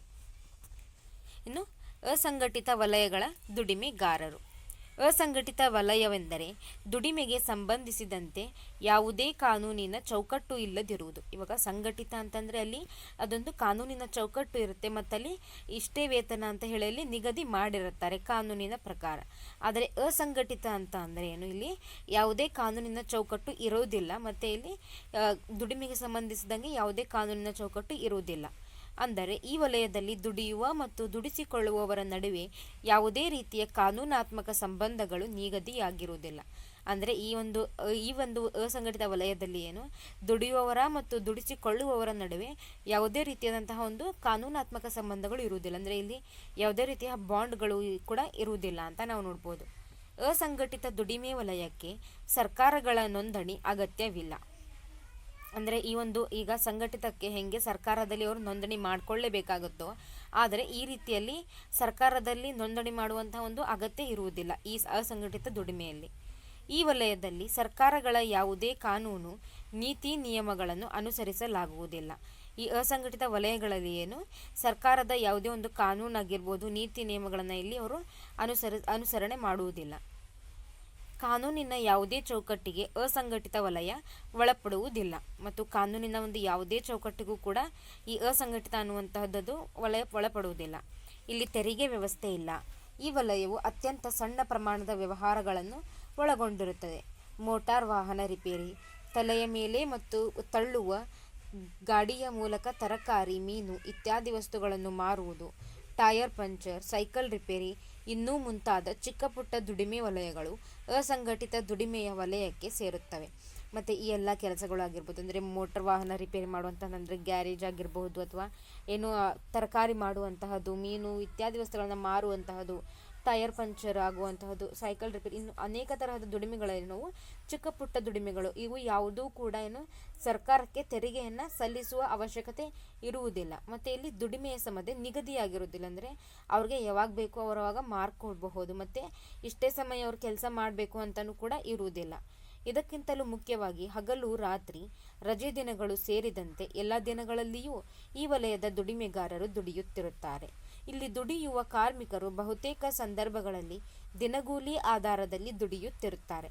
ಮತ್ತು ಈ ಒಂದು ಅಸಂಘಟಿತ ವಲಯಗಳಲ್ಲಿ ದುಡಿಯುವಂಥವ್ರು ಏನು, ಅವರು ಹಗಲು ನೋಡುವುದಿಲ್ಲ, ರಾತ್ರಿ ನೋಡುವುದಿಲ್ಲ, ಅಥವಾ ಇವರಿಗೆ ರಜೆ ದಿನಗಳಂತ ಇರುವುದಿಲ್ಲ. ಇವಾಗ ತರಕಾರಿ ಮಾರಾಟ ಮಾಡೋರಿಗೆ ರಜೆ ಅಂತ ಏನೂ ಇರುವುದಿಲ್ಲ. ಹಾಗೆ ರಿಪೇರಿ ಮಾಡುವಂಥವ್ರಿಗೆ ಹಗಲು ಅನ್ನುವಂತಿಲ್ಲ, ರಾತ್ರಿ ಅನ್ನುವಂತಿಲ್ಲ, ಅವರು ಯಾವಾಗ್ಲೂ ಕೂಡ ಅಲ್ಲಿ ದುಡಿತಾ ಇರ್ತಾರೆ. ಮತ್ತು ಇಲ್ಲಿ ದುಡಿತಕ್ಕಂತಹ ಬಹಳಷ್ಟು ಜನರೇನು ದಿನಗೂಲಿ ಆಧಾರದ ಮೇಲೆ ದುಡಿತಿರ್ತಾರೆ. ಅಂದರೆ ಪ್ರತಿದಿನ ಅವರಿಗೆ ಕೂಲಿಯನ್ನು ನೀಡುವಂತಹದ್ದು. ಅದೇ ಸರ್ಕಾರದ ಒಂದಿಷ್ಟು ಕಚೇರಿಗಳಲ್ಲಿ ಅಥವಾ ಕಂಪ್ನಿಗಳಲ್ಲಿ ಮಂತ್ಲಿ ಸ್ಯಾಲ್ರಿ ಹೆಂಗೆ ಕೊಡ್ತಾರೋ, ಆದರೆ ಇಲ್ಲಿ ದಿನಗೂಲಿ ಆಧಾರದ ಮೇಲೆ ಬಹಳಷ್ಟು ಜನ ಅಲ್ಲಿ ದುಡಿತಾರೆ ಅಂತ. ಅಸಂಘಟಿತ ದುಡಿಮೆಯ ವಲಯದಲ್ಲಿ ಕೂಲಿಯು ಸರ್ಕಾರ ನಿಗದಿಪಡಿಸಿರುವ ಕನಿಷ್ಠ ವೇತನ ಕಾಯಿದೆಗಿಂತಲೂ ಕಡಿಮೆ ಇರುತ್ತದೆ. ಮತ್ತು ಈ ಅಸಂಘಟಿತ ದುಡಿಮೆ ವಲಯದಲ್ಲಿ ಸರ್ಕಾರ ಇಂತಿಷ್ಟು ಕನಿಷ್ಠ ಆದಾಯ ಕೊಡಬೇಕು ಅವ್ರಿಗೆ ಅಂತ ಕನಿಷ್ಠ ವೇತನ ಅಂತ ಫಿಕ್ಸ್ ಮಾಡಿರುತ್ತೋ ಅದಕ್ಕಿಂತಲೂ ಕಡಿಮೆ ಕೂಡ ಇಲ್ಲಿ ಕಾರ್ಮಿಕರಿಗೆ ವೇತನವನ್ನು ನೀಡ್ತಾ ಇರ್ತಾರೆ. ಅಸಂಘಟಿತ ದುಡಿಮೆಯ ವಲಯದಲ್ಲಿ ದುಡಿಯುವ ಕಾರ್ಮಿಕರಿಗೆ ವೈದ್ಯಕೀಯ ಸೌಲಭ್ಯಗಳಾಗಲಿ ವಿಶೇಷ ಭತ್ಯೆಗಳಾಗಲಿ ಇರುವುದಿಲ್ಲ. ಇವಾಗ ನಾವು ನೋಡ್ಬೋದು ತರಕಾರಿ ಮಾರೋರಿಗೆ ಅವ್ರಿಗೆಲ್ಲನೂ ಕೂಡ ಅವ್ರಿಗೆ ಅಂತ ಪರ್ಟಿಕ್ಯುಲರ್ ಆಗಿ ಸ್ಪೆಸಿಫಿಕ್ ಆಗಿ ಯಾವುದೇ ಅಂತಹ ಒಂದು ವೈದ್ಯಕೀಯ ಸೌಲಭ್ಯಗಳನ್ನು ಅವ್ರಿಗೆ ಇಟ್ಟಿರೋದಿಲ್ಲ, ಅಥವಾ ವಿಶೇಷ ಭತ್ಯೆಗಳನ್ನು ಅವ್ರಿಗೆ ಇಟ್ಟಿರುವುದಿಲ್ಲ. ಮತ್ತು ಇಲ್ಲಿ ದುಡಿಯುವವರ ಬದುಕಿಗೆ ಅವರು ಪ್ರತಿದಿನವೂ ಕೂಡ ಇಲ್ಲಿ ದೈಹಿಕ ಶ್ರಮವನ್ನು ಅವರು ಮಾಡಲೇಬೇಕಾಗತ್ತೆ. ಮತ್ತು ಇವರ ದುಡಿಮೆಗೆ ರಜೆ ಇರುವುದಿಲ್ಲ. ಇವರು ಹಗಲು ರಾತ್ರಿ ಅಂದೇನೆ ಇವರು ದುಡಿಬೇಕಾಗತ್ತೆ. ಈ ವಲಯಗಳಲ್ಲಿ ದುಡಿಯುತ್ತಿರುವ ಪ್ರಮುಖ ಅಸಂಘಟಿತ ದುಡಿಮೆಗಳೆಂದರೆ ಕಟ್ಟಡ ಕಟ್ಟುವ ಕಾರ್ಮಿಕರು, ರಸ್ತೆ ಬದಿ ದುಡಿಯುತ್ತಿರುವವರು, ಲಾರಿ ಮತ್ತು ವ್ಯಾಗನ್ಗಳಲ್ಲಿ ಸರಕು ಸಾಮಾನುಗಳನ್ನು ತುಂಬಿಸುವ ಮತ್ತು ಇಳಿಸುವ ಕೆಲಸ ಮಾಡುತ್ತಿರುವವರು, ಇಟ್ಟಿಗೆ ಬಟ್ಟೆಗಳಲ್ಲಿ ದುಡಿಯುತ್ತಿರುವವರು, ಭೂರಹಿತ ಕೃಷಿ ಕಾರ್ಮಿಕರು, ಸಣ್ಣ ಮತ್ತು ಅತಿ ಸಣ್ಣ ರೈತರು, ಬೆಳೆ ಹಂಚಿಕೆ ಆಧಾರದಲ್ಲಿ ಕೃಷಿ ಮಾಡುತ್ತಿರುವವರು, ಮೀನುಗಾರರು, ಬೀಡಿ ಕಾರ್ಮಿಕರು, ಗಣಿಗಾರಿಕೆಯಲ್ಲಿ ದುಡಿಯುತ್ತಿರುವವರು, ಎಣ್ಣೆ ಮಿಲ್ಲು, ಸಾಮೀಲು ಇತ್ಯಾದಿ. ಮತ್ತು ಈ ಅಸಂಘಟಿತ ವಲಯಗಳಲ್ಲಿ ದುಡಿಯುತ್ತಿರೋರು ಯಾರಂದರೆ ಇವಾಗ ಕಟ್ಟಡವನ್ನು ಕಟ್ತಕ್ಕಂತಹ ಕಾರ್ಮಿಕರಾಗಿರ್ಬೋದು. ಇವ್ರಿಗೆಲ್ಲ ಇಂತಿಷ್ಟು ರಜೆ ಅಂತ ಇರುವುದಿಲ್ಲ, ಅಥವಾ ಇಷ್ಟೇ ಸಮಯ ನೀವು ಕೆಲಸ ಮಾಡಬೇಕು ಅಂತ ಇರುವುದಿಲ್ಲ. ಇವರಿಗಂತ ಹೇಳಿ ಸ್ಪೆಷಲ್ ಆಗಿ ವೈದ್ಯಕೀಯ ಸೌಲಭ್ಯ ಬೇರೆ ಬೇರೆ ಸೌಲಭ್ಯಗಳು ಅವ್ರಿಗಂತಾನೇನು ಇರುವುದಿಲ್ಲ. ಈಗ ಇಟ್ಟಿಗೆ ಬಟ್ಟೆಗಳಲ್ಲಿ ದುಡಿಯುತ್ತಿರೋರಾಗಿರ್ಬೋದು, ಅಥವಾ ಸಣ್ಣ ರೈತರು ಅಂದರೆ ಬೇರೆಯವರ ಹೊಲದಲ್ಲಿ ಕೆಲಸ ಮಾಡುವಂತಹರು, ಇವರೆಲ್ಲರೂ ಕೂಡ ಈ ಅಸಂಘಟಿತ ದುಡಿಮೆ ವಲಯದಲ್ಲಿ ಬರ್ತಾರೆ. ಭಾರತದ ದುಡಿಮೆಯ ವಲಯಗಳಲ್ಲಿ ಹೆಚ್ಚಿನ ಜನರು ದುಡಿಯುತ್ತಿರುವುದೇ ಅಸಂಘಟಿತ ವಲಯದಲ್ಲಿ ಎನ್ನುವುದು ನಮ್ಮ ದುಡಿಮೆಗಾರರ ಪರಿಸ್ಥಿತಿಯನ್ನು ಸೂಚ್ಯವಾಗಿ ತಿಳಿಸುತ್ತದೆ. ಮತ್ತು ನಮ್ಮ ಭಾರತದಲ್ಲಿನ ಒಂದು ಹೆಚ್ಚಿಗೆ ಜನಸಂಖ್ಯೆ ಅಂದರೆ ಹೆಚ್ಚಿನ ಪ್ರಮಾಣದಲ್ಲಿ ಜನರು ಅಸಂಘಟಿತ ವಲಯದಲ್ಲಿ ಅವರು ತಮ್ಮ ಜೀವನವನ್ನು ನಡೆಸಿದ್ದಾರೆ, ಅಲ್ಲೇನೇ ಅವರು ತಮ್ಮ ದುಡಿಮೆಯನ್ನು ಕಂಡುಕೊಂಡಿದ್ದಾರೆ ಎನ್ನುವುದು ಅವರ ಪರಿಸ್ಥಿತಿಯನ್ನು ಅದು ತೋರಿಸುತ್ತೆ ಅಂತ. ಇಂದಿಗೂ ಭಾರತದಲ್ಲಿ ದುಡಿಯುತ್ತಿರುವವರ ಕಾರ್ಮಿಕರಲ್ಲಿ ಗರಿಷ್ಠ ಪ್ರಮಾಣ ಕಾರ್ಮಿಕರು ಅಸಂಘಟಿತ ವಲಯಗಳಲ್ಲಿಯೇ ದುಡಿಯುತ್ತಿದ್ದಾರೆ. ಇವಾಗ ನೋಡಬಹುದು ನೀವು ತರಕಾರಿ ಮಾರುವವರಾಗಿರ್ಬೋದು, ಅಥವಾ ತಲೆಯ ಮೇಲೆ ಹೊತ್ಕೊಂಡು ಮಾರುವಂತಹರು, ಅಥವಾ ಕೃಷಿಗಳಲ್ಲಿ ಇದು ಮಾಡಿಕೊಂಡವರು, ಅಥವಾ ವೇಟರ್ಗಳು, ಈ ಥರ ಎಲ್ಲನೂ ಕೂಡ ಅಸಂಘಟಿತ ವಲಯಗಳಲ್ಲಿ ಬರುವಂತಹ ಒಂದು. ಇನ್ನು ಅಸಂಘಟಿತ ದುಡಿಮೆಗಾರರ ಸವಾಲುಗಳು, ಇನ್ನು ಅವರಿಗೆ ಅವರ ಒಂದು ಪರಿಸ್ಥಿತಿಯನ್ನು ನೋಡೋದು. ಇಲ್ಲಿ ಅಸಂಘಟಿತ ವಲಯಗಳಲ್ಲಿ ದುಡಿಯುತ್ತಿರುವವರು ಅನೇಕ ಸಾಮಾಜಿಕ ಆರ್ಥಿಕ ಸವಾಲುಗಳನ್ನು ಎದುರಿಸುತ್ತಿದ್ದಾರೆ. ಈ ವಲಯದಲ್ಲಿ ದುಡಿಯುತ್ತಿರುವವರಿಗೆ ನಿಗದಿತ ಕೆಲಸವಾಗಲಿ, ನಿಗದಿತ ವೇತನವಾಗಲಿ, ನಿಗದಿತ ಸೌಲಭ್ಯಗಳಾಗಲಿ ಇರುವುದಿಲ್ಲ, ಕನಿಷ್ಠ ವೇತನವೂ ಸಿಗುವುದಿಲ್ಲ. ಮತ್ತು ಈ ಅಸಂಘಟಿತ ವಲಯದಲ್ಲಿ ದುಡಿಯುವಂತಹವರಿಗೆ ಅವ್ರಿಗೆ ಆರ್ಥಿಕವಾಗಿ ತುಂಬ ತೊಂದರೆ ಇರುತ್ತೆ. ಅಂದರೆ ಅವ್ರಿಗೆ ಇಷ್ಟೇ ನಿಗದಿತ ಒಂದು ವೇತನ ಅನ್ನುವುದು ಅವ್ರಿಗೆ ಇರುವುದಿಲ್ಲ, ಅಥವಾ ಕನಿಷ್ಠ ವೇತನ ಕೂಡ ಅವ್ರಿಗೆ ಸಿಗೋದಿಲ್ಲ. ಅಂದರೆ ಅವರು ಕಡಿಮೆ ಹಣಕ್ಕೆ ಅವರಲ್ಲಿ ಕೆಲಸ ಮಾಡಬೇಕಾಗಿರುತ್ತೆ. ಮತ್ತು ಅವ್ರಿಗೆ ನಿಗದಿತ ಕೆಲಸ ಅಂದರೆ ಇಷ್ಟೇ ಕೆಲಸ ಅಂತ ಇರುವುದಿಲ್ಲ, ಕೆಲಸ ಇದ್ದಾಗ ಅವರು ಮಾಡ್ತಾರೆ, ಕೆಲಸ ಇಲ್ಲದಾಗ ಸುಮ್ಮನೆ ಕೂತ್ಕೊಳ್ಳೋದು, ಈ ಥರ ಒಂದು. ಮತ್ತು ಬೇರೆ ನಿಗದಿತ ಸೌಲಭ್ಯಗಳು ಅಂತ ಹೇಳಿ ಅವ್ರಿಗೆ ಅಂತಲೇ ಹೇಳಿ ಇರುವುದಿಲ್ಲ. ವಲಸೆ ಅಸಂಘಟಿತ ವಲಯಗಳಲ್ಲಿ ದುಡಿಯುತ್ತಿರುವವರ ಜನರು ದುಡಿಮೆಯ ಕುರಿತು ಸಂಶೋಧನೆ ಮಾಡಿರುವ ಫುಟ್ ಲೂಸರ್ಸ್ ಎನ್ನುವ ಪುಸ್ತಕದಲ್ಲಿ ಸರ್ಕ್ಯುಲರ್ ಮೈಗ್ರೇಷನ್ ಕುರಿತು ವಿಶ್ಲೇಷಣೆ ಮಾಡಲಾಗಿದೆ. ಜೀವನೋಪಾಯಕ್ಕೆ ಪ್ರತಿದಿನ ದುಡಿಯಲೇಬೇಕಾದ ಜನರು ಹೇಗೆ ವಾಸಿಸುವ ಸ್ಥಳದಿಂದ ಕೆಲಸದ ಸ್ಥಳಗಳಿಗೆ ವಲಸೆ ಹೋಗುವುದು ಅನಿವಾರ್ಯವಾಗಿರುತ್ತದೆ. ವಲಸೆಯ ಅಸಂಘಟಿತ ದುಡಿಮೆಯ ಒಂದು ಲಕ್ಷಣವೂ ಆಗಿದೆ. ಅಸಂಘಟಿತ ದುಡಿಮೆಗಾರರು ದುಡಿಮೆಯನ್ನು ಹರಸಿಕೊಂಡು ಒಂದು ಸ್ಥಳದಿಂದ ಮತ್ತೊಂದು ಸ್ಥಳಕ್ಕೆ ವಲಸೆ ಹೋಗುತ್ತಿರುತ್ತಾರೆ. ಹೀಗೆ ವಲಸೆ ಹೋಗುವ ಜನರಿಗೆ ಸಾಮಾಜಿಕ ಭದ್ರತೆಗಳೇ ಇರುವುದಿಲ್ಲ. ಮತ್ತೇನು ವಲಸೆ ಅನ್ನುವಂತಹದ್ದೇನು ಇವರು ಎದುರಿಸತಕ್ಕಂತಹ ಒಂದು ದೊಡ್ಡ ಸವಾಲಾಗಿದೆ. ಅಂದರೆ ಇವಾಗ ಇಲ್ಲಿರುವಂತಹ ಜನರಿಗೆ, ಈ ಅಸಂಘಟಿತ ವಲಯದಲ್ಲಿರತಕ್ಕಂತಹ ಜನರಿಗೆ ಒಂದು ನಿರ್ದಿಷ್ಟವಾದಂತಹ ಕೆಲಸ ಇರುವುದಿಲ್ಲ. ಅಂದರೆ ಯಾವಾಗ ಬೇಕಾದರೂ ಅವರಿಗೆ ಕೆಲಸದಿಂದ ತೆಗಿಬಹುದು. ಮತ್ತು ಅಂತಹವರೇನು ಎಲ್ಲಿ ಕೆಲಸ ಇರುತ್ತೋ ಅಲ್ಲಿ ಅವ್ರು ಕೆಲಸ ಮಾಡಿದೆ. ಇವಾಗ ಕಟ್ಟಡ ಕಟ್ಟುವವರನ್ನು ನೋಡಬಹುದು. ಇವಾಗ ಒಂದು ಊರಲ್ಲಿ ಕಟ್ಟಡ ಕಟ್ತಿರ್ತಾರೆ, ಇವಾಗ ಬೆಂಗಳೂರಲ್ಲಿ ಕಟ್ತಿರ್ತಾರೆ ಅಂತ ತಿಳ್ಕೊಳ್ಳಿ. ಅಲ್ಲಿ ಅವರ ಕಾಂಟ್ರಾಕ್ಟ್ ಏನು ಮುಗಿಯುತ್ತೆ ಅಂದರೆ ಅಲ್ಲಿ ಆ ಒಂದು ಕಟ್ಟಡ, ಒಂದು ದೊಡ್ಡ ಕಟ್ಟಡವನ್ನು ಕಟ್ಟೋದು ಯಾವಾಗ ಮುಗಿಯುತ್ತೋ ಅವರು ಮತ್ತೆ ಬೇರೆ ಯಾವ ಪ್ರದೇಶದಲ್ಲಿ ಒಂದು ಕಟ್ಟಡ ಕಟ್ಟುವಂತಹ ಕೆಲಸ ಇರುತ್ತೋ ಅವರು ಅಲ್ಲಿ ವಲಸೆ ಹೋಗ್ತಾರೆ. ಹೀಗೆ ಇವರು ತಮ್ಮ ಕೆಲಸಕ್ಕಾಗಿ ಅವರು ಬೇರೆ ಬೇರೆ ಊರುಗಳನ್ನು ದುಡಿಯೋದಕ್ಕೋಸ್ಕರ ಬೇರೆ ಬೇರೆ ಸ್ಥಳಗಳಿಗೆ ಅವರು ವಲಸೆ ಹೋಗುವುದು ಕೂಡ ಅವರಿಗೆ ಅನಿವಾರ್ಯ ಆಗಿರುತ್ತೆ. ಮತ್ತೆ ಇದು ಒಂದು ವಲಸೆ ಹೋಗುವುದು ಈ ಒಂದು ಅಸಂಘಟಿತ ದುಡಿಮೆಯ ಲಕ್ಷಣವೂ ಕೂಡ ಅದು ಆಗಿದೆ ಅಂತ. ಅಸಂಘಟಿತ ದುಡಿಮೆಗಾರರೇನು ಈ ಕೆಲಸವನ್ನು ಹರಸ್ಕೊಂಡು, ಅಂದರೆ ಒಂದು ಸ್ಥಳದಿಂದ ಮತ್ತೊಂದು ಸ್ಥಳಕ್ಕೆ ಅವರು ವಲಸೆ ಹೋಗ್ತಾನೆ ಇರ್ತಾರೆ. ಮತ್ತು ಹಿಂಗೆ ವಲಸೆ ಹೋಗುವವರಿಗೆ ಒಂದು ಸಾಮಾಜಿಕ ಭದ್ರತೆ ಅನ್ನುವಂತಹದ್ದು ಎಲ್ಲಿರುತ್ತೆ? ಅವ್ರಿಗೆ ಅಂತ ಹೇಳಿ ಒಂದು ಸೆಕ್ಯೂರಿಟಿ ಅನ್ನುವಂಥದ್ದು ಇರುವುದಿಲ್ಲ. ಸಾಮಾಜಿಕ ಭದ್ರತೆ. ಅಸಂಘಟಿತ ವಲಯದ ದುಡಿಮೆಗಾರರು ಸಾಮಾಜಿಕ ಅಭದ್ರತೆಯನ್ನು ಎದುರಿಸುತ್ತಿದ್ದಾರೆ. ಸಾಮಾಜಿಕ ಭದ್ರತೆ ಎಂದರೆ ಮಾನವನಿಗೆ ಬದುಕಲು ಬೇಕಾದ ಮೂಲ ಸೌಲಭ್ಯಗಳನ್ನು, ಅಂದರೆ ವಸತಿ, ಆರೋಗ್ಯ, ಆಹಾರ, ಕುಡಿಯುವ ನೀರು, ದುಡಿಯುವ ಸಮಾನಾವಕಾಶ, ಸಮಾನತೆ ಇತ್ಯಾದಿ ಸಾರ್ವಜನಿಕವಾಗಿ ಅಥವಾ ಸಾಮುದಾಯಿಕವಾಗಿ ಒದಗಿಸಿಕೊಡುವುದು ಸಾಮಾಜಿಕ ಭದ್ರತೆ ಎನಿಸಿಕೊಳ್ಳುತ್ತದೆ. ಆದರೆ ಅಸಂಘಟಿತ ವಲಯದ ದುಡಿಮೆಗಾರರಿಗೆ ಇಷ್ಟೂ ಕೂಡ ದೊರಕುತ್ತಿಲ್ಲ. ಮತ್ತು ನಾವು ನೋಡ್ಬೋದು, ಅಸಂಘಟಿತ ವಲಯದಲ್ಲಿರ್ತಕ್ಕಂತಹ ದುಡಿಮೆಗಾರರೇನವರು ವಲಸೆ ಹೋಗ್ತಿರ್ತಾರೆ. ಮತ್ತು ಹೀಗೆ ಹೋಗೋರ್ಗೇನು ಒಂದಿಷ್ಟು ಅಗತ್ಯ, ಅಂದರೆ ಸಾಮಾಜಿಕ ಭದ್ರತೆ ಇರುವುದಿಲ್ಲ. ಈ ಸಾಮಾಜಿಕ ಭದ್ರತೆ ಅಂದ್ರೇನು? ಅಲ್ಲಿ ಒಬ್ಬ ಮಾನವನಿಗೆ ಬದುಕಲು ಏನೇನೆಲ್ಲ ಮೂಲಭೂತ ಸೌಕರ್ಯಗಳು ಬೇಕು, ಅಂದರೆ ಅದು ಕುಡಿಯುವ ನೀರಾಗಿರಬಹುದು, ಉಣ್ಣುವ ಆಹಾರ ಆಗಿರ್ಬೋದು, ಇರಲಿಕ್ಕೆ ವಸತಿ, ಮತ್ತು ಒಂದು ದುಡಿಯಬೇಕಂತ ಒಂದು ಅವಕಾಶ, ಸಮಾನತೆ, ಇವು ಯಾವುವು ಕೂಡ ಅಸಂಘಟಿತ ವಲಯಗಳಲ್ಲಿ ದುಡಿಯುವಂತಹ ದುಡಿಮೆಗಾರರಿಗೆ ಈ ಯಾವ ಸೌಲಭ್ಯಗಳು ಕೂಡ ದೊರಕುತ್ತಿಲ್ಲ. ಅಂದರೆ ಅವರಿಗೆ ಸಾಮಾಜಿಕ ಅಭದ್ರತೆ ಅನ್ನುವಂಥದ್ದು ಅವರಿಗೆ ಕಾಡ್ತಾ ಇದೆ ಅಂತ ಹೇಳಬಹುದು. ಕಾನೂನು ಚೌಕಟ್ಟು. ಅಸಂಘಟಿತ ವಲಯದಲ್ಲಿ ದುಡಿಯುತ್ತಿರುವವರಿಗೆ ಅನೇಕ ಕಾನೂನಾತ್ಮಕ ಚೌಕಟ್ಟುಗಳು ಅನ್ವಯಿಸುವುದೇ ಇಲ್ಲ. ಉದಾಹರಣೆಗೆ, ನಿಗದಿತ ಸಮಯದ ದುಡಿಮೆಗೆ ನಿಗದಿತ ಖಾತರಿಯ ಕನಿಷ್ಠ ವೇತನವಿಲ್ಲ. ಇದು ಕನಿಷ್ಠ ವೇತನ ಕಾಯ್ದೆ 1971 ಆಧಾರದಲ್ಲಿ ಕೂಲಿಯು ಅಸಂಘಟಿತ ವಲಯದಲ್ಲಿ ದುಡಿಯುವವರಿಗೆ ದೊರೆಯುತ್ತಿಲ್ಲ. ಅಲ್ಲದೆ ಪ್ರಾವಿಡೆಂಟ್ ಫಂಡ್ ಇತ್ಯಾದಿ ಯಾವುದೇ ಕಾನೂನಾತ್ಮಕ ಆರ್ಥಿಕ ಬೆಂಬಲಗಳು ಅಸಂಘಟಿತ ವಲಯದಲ್ಲಿ ದುಡಿಯುವವರಿಗಿಲ್ಲ. ಮತ್ತೇನು ಕಾನೂನಿನ ಚೌಕಟ್ಟಿನಲ್ಲಿ ಒಂದಿಷ್ಟು ಇವರಿಗೆ ಅಸಂಘಟಿತ ವಲಯದಲ್ಲಿ ಬರುವವರಿಗೆ ಯಾವುದೇ ಒಂದು ಕಾನೂನಿನ ಚೌಕಟ್ಟು ಇರುವುದೇ ಇಲ್ಲ. ಅಂದರೆ ಇವಾಗ ಸರ್ಕಾರ 1971ನೇ ಕಾಯ್ದೆಯ ಒಂದು ಕನಿಷ್ಠ ವೇತನ ಕಾಯ್ದೆ ಅಂತ ಏನಿದೆಯೋ ಅದರ ಆಧಾರದ ಪ್ರಕಾರ ಕನಿಷ್ಠ ಇಷ್ಟು ವೇತನ ಕೂಲಿ ಮಾಡುವವರಿಗೆ ಕೊಡಲೇಬೇಕು ಅಂತ ಇರುತ್ತೆ. ಅಂತಹ ಒಂದು ಕಾಯ್ದೆಯನ್ನು ಕೂಡ, ಆ ಕಾಯ್ದೆಯ ಪ್ರಕಾರನೂ ಕೂಡ ಅವರಿಗೆ ಕನಿಷ್ಠ ವೇತನ ಇರುವುದಿಲ್ಲ. ಮತ್ತು ಇವಾಗ ಹೆಚ್ಚಿಗೆ ಕೆಲಸ ಮಾಡಿದ್ರೆ ಹೆಚ್ಚಿನ ವೇತನ ಅಂತಲೂ ಕೂಡ ಅವ್ರಿಗೆ ಇರುವುದಿಲ್ಲ. ಮತ್ತು ಒಂದಿಷ್ಟು ಫಂಡ್ಗಳು ಆಗಿರ್ಬೋದು ಅಥವಾ ಒಂದಿಷ್ಟು ಭತ್ಯೆಗಳು ಅವು ಯಾವುವು ಕೂಡ ಅಸಂಘಟಿತ ವಲಯದಲ್ಲಿ ದುಡಿಯುವವರಿಗೆ ಇರುವುದಿಲ್ಲ ಅಂತ. ಇನ್ನು ಬಾಲ ಕಾರ್ಮಿಕರು. ಅಸಂಘಟಿತ ವಲಯದಲ್ಲಿ ಅರೆಕುಶಲ ದೈಹಿಕ ಶ್ರಮ ಆಧಾರಿತ ಕೆಲಸವನ್ನು ಮಕ್ಕಳು ಅತ್ಯಂತ ಕೆಟ್ಟ ಪರಿಸ್ಥಿತಿಯಲ್ಲಿ ಮಾಡುತ್ತಿರುತ್ತಾರೆ. ಉದಾಹರಣೆಗೆ, ಪಟಾಕಿ ಮಾಡುವ ಕಾರ್ಖಾನೆಗಳಲ್ಲಿ ಅಲ್ಲಿ ಬಳಸುವ ರಾಸಾಯನಿಕ ವಸ್ತುಗಳ ಜೊತೆ ಜೀವಕ್ಕೂ ಭದ್ರತೆ ಇಲ್ಲದೆ ದುಡಿಯುತ್ತಿರುವವರಲ್ಲಿ ಹೆಚ್ಚಿನವರು ಮಕ್ಕಳು. ಬಂಡವಾಳಶಾಹಿ ವ್ಯವಸ್ಥೆಯು ಕಡಿಮೆ ಕೂಲಿಗೆ ಹೆಚ್ಚು ಶ್ರಮ ಆಧಾರಿತ ಕೆಲಸ ಮಾಡುವುದನ್ನು ಬಯಸುತ್ತದೆ. ಇದಕ್ಕೆ ಮೊದಲು ಬಲಿಯಾಗುತ್ತಿರುವವರು ಮಕ್ಕಳು. ಒಟ್ಟಿನಲ್ಲಿ ಅಸಂಘಟಿತ ವಲಯವು ಬಾಲಕಾರ್ಮಿಕ ಪದ್ಧತಿಯನ್ನು ಪೋಷಿಸುತ್ತದೆ. ಮತ್ತೇನು ಈ ಅಸಂಘಟಿತ ವಲಯದಲ್ಲಿ ನೀವು ನೋಡ್ಬೋದು ಹೆಚ್ಚಿನ ಸಂಖ್ಯೆಯಲ್ಲಿನೂ ಕೂಡ ಮಕ್ಕಳು ಇಲ್ಲಿ ದುಡಿತಿದ್ದಾರೆ ಅಂತ. ಇವಾಗ ಕಟ್ಟಡ ಕಟ್ಟುವಂತಹ ಕೆಲಸ ಆಗಿರ್ಬೋದು ಅಥವಾ ಕಾರ್ಖಾನೆಗಳಲ್ಲಿ ನೀವು ನೋಡಬಹುದು ಅಲ್ಲಿ, ಅಥವಾ ಬೇರೆಯವರ ಹೊಲಕ್ಕೆ ದುಡಿಯಲಿಕ್ಕೆ ಹೋಗುವಂತಹದ್ದು, ಇಂತಹದ್ರೆಲ್ಲರೂ ಕೂಡ ಮಕ್ಕಳ ಸಂಖ್ಯೆ ನಾವು ನೋಡಬಹುದು. ಅಂದರೆ ಅಪ್ರಾಪ್ತ ಮಕ್ಕಳು, ಅಂದರೆ ಇಷ್ಟು ವಯಸ್ಸು ಅಂತ ಏನಿರುತ್ತಲ್ಲ ಅಂತಹ ಒಂದು ಬಾಲ ಕಾರ್ಮಿಕರನ್ನು ಕೂಡ ಇವರು ಆ ಬಾಲ ಕಾರ್ಮಿಕ ಪದ್ಧತಿಯನ್ನ ಇದು ಒಂದು ಅಸಂಘಟಿತ ವಲಯ ಪೋಷಣೆ ಮಾಡ್ತಾ ಇದೆ ಅಂತ ಹೇಳ್ಬೋದು.